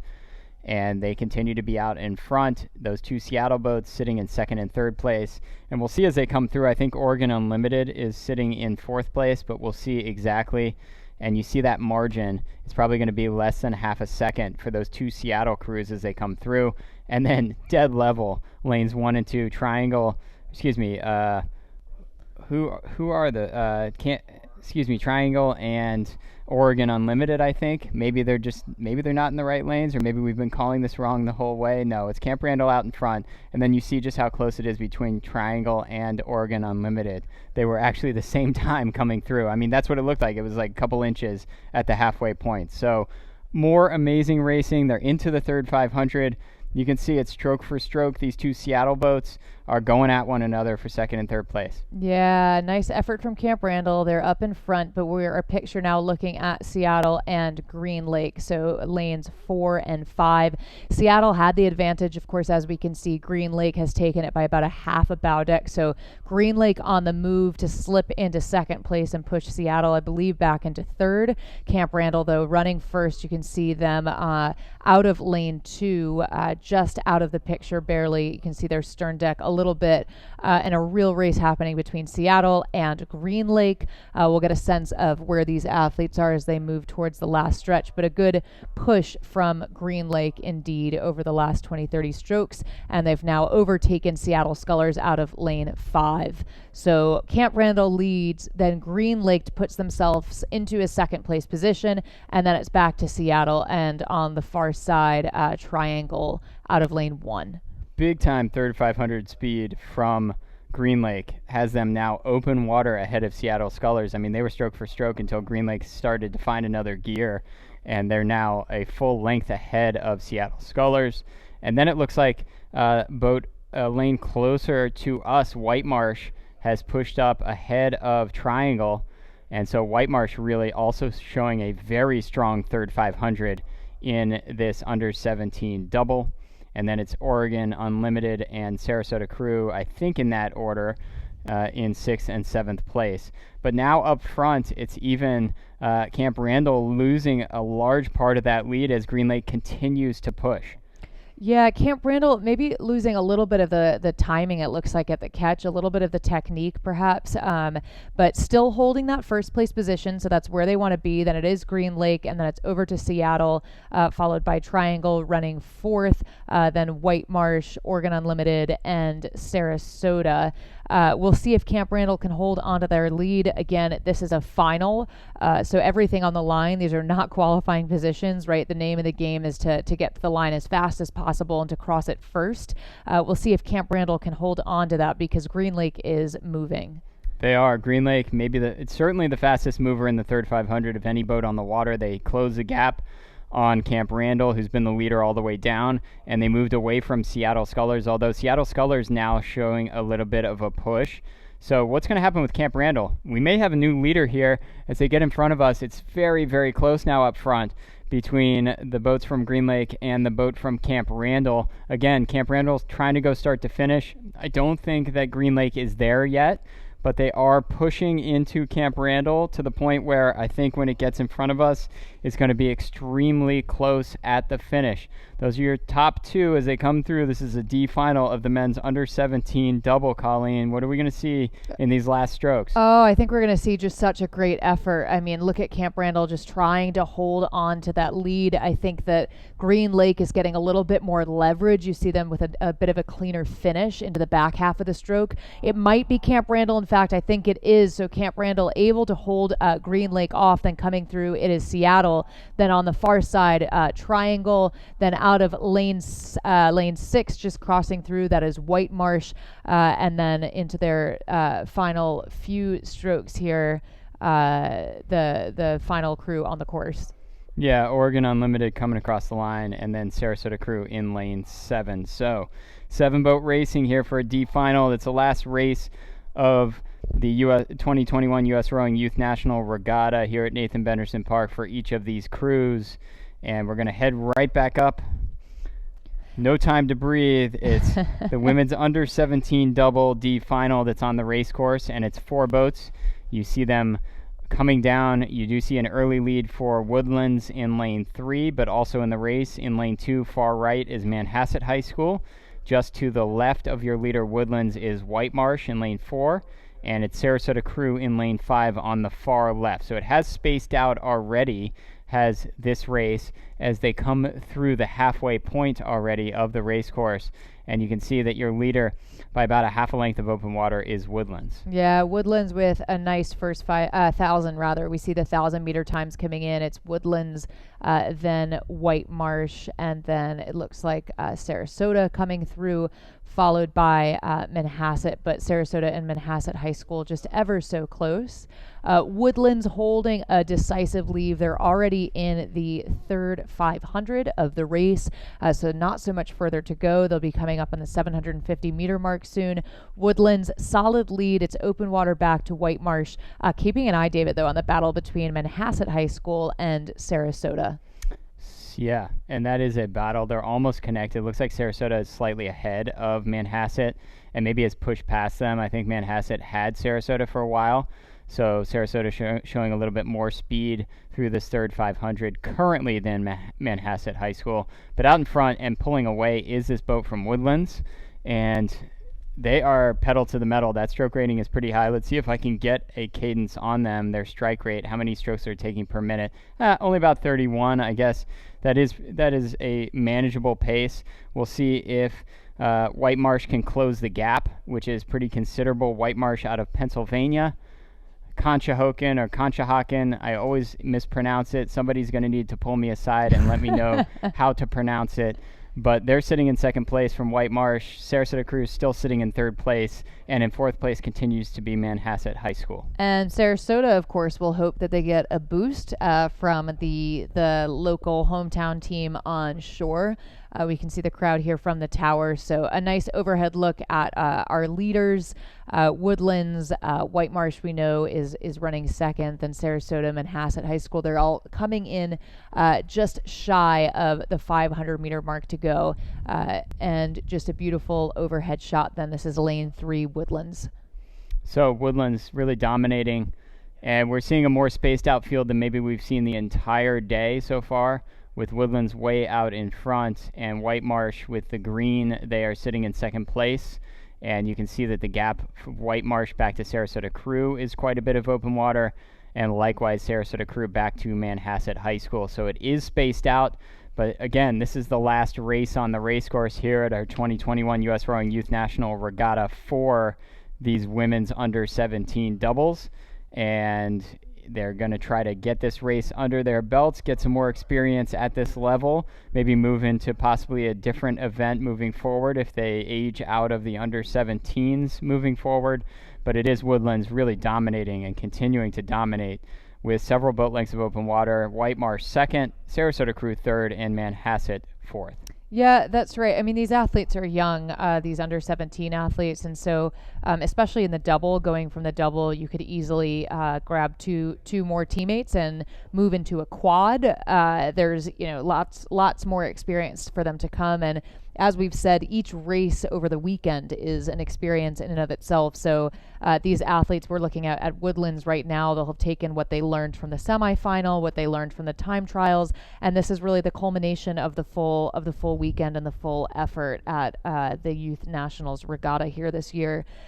So Woodlands then a nice drone shot as they come into their final 30 or so strokes, looking to end the regatta strong in the women's under 17 double. This is final D, contesting for positions 19 through 24 in the category overall. I'll tell you, our visual production crew is really giving these leaders, these commanding leaders in these races, some great shots that they're going to be able to go back and watch forever as far as they exist on the internet. And that's what we saw there for several strokes. This beautiful rowing out of Woodlands. They're going to go ahead and win this D final of the women's under 17 double. In second place is going to be that boat from White Marsh. And then it's Sarasota Crew, closest to us coming down, who looks like they will finish in third place behind White Marsh. And then it will be the boat from Manhasset High School finishing in fourth place. So that's going to be unofficially your order of finish for our women's under 17 double. And we've got two more races, and on the race course and on your picture is the next race, and that is the men's under 17 Coxed 4, and it's 4 boats across. It's Manhasset High School in lane 2, it's DC National in lane 3, it's Miami in lane 4, and Oars in lane 5. And as they come through the halfway point, you can see that it's DC National, I believe, that's slightly ahead of Miami. Then coming in through there, I think, is Oars, and then Manhasset High School in fourth place. So we'll verify that as they come down, but I believe that is the positioning as they come through the halfway point of this under 17 men's 4 with Coxon. Yep, and a nice look then at the side camera here as they move through the third quarter of the race and towards the 7:50 to go. Manhasset High School out of lane 2, DC National out of lane 3, Miami out of lane 4. We've seen great showing for Miami across the board, and then lane 5 is of course Orlando. So somewhat local crew. A good shot of our two leaders, so DC National and Miami. You can see them in the middle of the course. On the outside is Manhasset and Oars. So DC National, David, with a nice press here as they move towards the last stretch. Yeah, this is a race between these two boats, without question. As they come through 1250, this is a big-time race between DC National, a team that is a little bit newer on the scene here at this level, and Miami and the Red Hats that are below them on your screen. Big time race going on. They want to win this D final. This is the last race of the season for these athletes. They want to win it. That Miami coxswain is going to have to start finding a little bit more speed. And when he starts seeing more speed relative to DC National, he's going to have to tell his rowers, look, you're inching into them. You're gaining every time you're dropping into the water and pulling through. You are closing the gap. That's what he's going to look for, he or she, in that Miami boat that's coxing it. But right now it's DC National, and they do have about a half a length on Miami. Moving into the final 500 meters. Continues to be DC National, indeed leading Miami. We'll see if Miami has another gear. Those are our two leaders out, and then it's Manhasset High School out of lane 2 again, and Oars out of lane 5. But a nice shot. DC National still holding Miami. We'll get a sense of, I think, who decides to sprint early to bring up the stroke rate. In this last race, David, they have nothing to lose. I mean, this is the time where you just throw it all on the line. Last race of the season, as you said, certainly last race of the weekend. Time to empty the tank. Here we go. Miami's starting to move, and they are starting to close that gap. This could come right down to us yet again. DC National, they're trying to go start to finish. Miami with a huge push, maybe now in front of DC National. You see that overhead shot. You see the Miami coxswain laying down in the bow of that boat. And what's it going to be in the last 25 strokes? I have watched Miami countless times over the last 5 years in fours, have big time finishes. That's what they're trying to show right now. They're trying to lay it into DC National. DC National still right there. This is stroke for stroke, Colleen. And then third place continues to be Oars, fourth place Manhasset. So exciting, and we can see their supporters on the beach right in this last 100 or so meter stretch, just urging them on. It's a great push from Miami. DC National right with them. We'll see exactly where this shakes out. But Miami is charging as they move towards the last stretch. DC National has been able to hold them off, but these two just racing towards the line. In fact, we can see the Miami bow person turning around. Yes, he's got a coxswain with him, but he wants to see where the finish line is himself. And it is Miami over DC National now, decidedly by a good half a length or so as they come through. What an effort from Miami. Yeah, big time last 500. I've told you I've seen it many times. It looks like they're wearing bright orange hats. It's going to be Miami winning the D final, and very happy about doing so in the men's under 17 Cox 4. Second place, DC National coming across the line. Third place, Oars. And finishing in fourth place in this D final will be Manhasset High School. And we've got one race left. This was our penultimate race of day 2. Semifinals day and D finals day of the 2021 U.S. Rowing Youth National Regatta from Nathan Benderson Park. One more race. It's the women's under 17 eights, and it's also the D final. So we'll head back up to the start then in just a moment. Times flashing on your screen for the final that we just saw in the Cox 4. Miami, a good second and a half ahead of DC National in the end. Back up at the start, though, it's the women's under 17 8. It's their D final. Out of lane 2, City Island. Lane 3, Space Coast. Lane 4, Treasure. Lane 5, Oklahoma City. And lane 6, Lake County. We see that they are getting their points. So we'll have a start, not any second, but within a few minutes. Yeah, so Lake County is a Florida crew. Claremont, Florida. OKC Riversport, that's Oklahoma City. Pretty self-explanatory, Oklahoma. Treasure Coast is also a Florida crew, as is Space Coast over on the east coast of Florida, the Space Coast, where we see all of these unbelievable space launches happening, and in lane 2 is City Island out of New York. So those are your 5 boats left to right as I just described them. We're going to look for points, we're going to look for alignment, and we're going to be on the race course with our last race of day 2 of the 2021 U.S. Rowing Youth National Regatta, live streaming on ESPN. My name's David Wyant. I'm here with Colleen Seville, and we hope that you enjoyed the day, and we look forward to 2 more days of exciting racing. Really, it was amazing today. I can't believe how many photo finishes we saw, more than maybe any day that I have ever announced out here at Nathan Benderson Park. And we're getting ready for this last race. Yeah, absolutely. I mean, of course, you go into this weekend knowing that the racing is going to be exciting. This is the top talent in rowing across the United States, but was not expecting so many close finishes for that third place position in our qualifying races. It made it just such a joy to commentate, such a pleasure to be here with you all, and we hope that everyone in person has enjoyed the racing, but of course everyone at home as well. Tomorrow we'll kick off with more finals. Saturday we start at 7:30 a.m. In the men's under 17 single final A. So we'll open up the day with an exciting race, and then indeed have plenty of more great racing to come throughout the day. For now, though, again, awaiting the start. This is the women's under 17 8. It's final D, and we see that these boats are just looking to gain their points. So Oklahoma City getting into their stake boat. This isn't easy. We've said this all along, right, for these coxswains, and we know that there's a bit of a cross breeze. I remember when I was coxing, I would have taken a headwind or a tailwind before I would take a crosswind, because it makes getting into the stake boat a bit tricky. These guys have got it under control, though, just taking their final taps to get that perfect line. So we will be on the course momentarily, and you're absolutely right in terms of crosswinds at the start, but you can see it's very slight. And here we go, last race of day 2. It's a women's under 17 8s. Again, 5 boats across, and we'll see what the strategies are early from these crews. On the outside, Lake County in the red boat, they want to go. Looks like lane 4, Treasure Coast, wants to go. So the 2 Florida boats that know this race course maybe a little better than the others have decided, yep, we're going to take our shot early.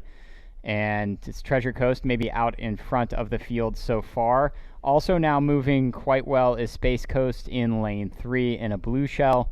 So those are your 5 boats. They're all still connected as they come through about 200 meters in our 2,000 meter race course. There's a lot of race left. I think we're going to see a lot of back and forth, but it's Treasure Coast that has decidedly gone to the front, and they're going to try to go start to finish. Yeah, a really nice start for them in that first 500 for Treasure Coast. You see them just surging ahead in the center of your screen, and now a nice shot as they move through the first quarter of the race. It is Treasure Coast out of lane 4 now with a solid lead over Space Coast out of lane 3. A lot of really nice names for these places where they live. Space Coast, Treasure Coast, both sound pretty idyllic. Treasure Coast, though, making the best of it out of lane 4 over Space Coast, and City Island out of lane 2 with a nice press as well. Maybe those 3 starting to push ahead a little bit from OKC and Lake County.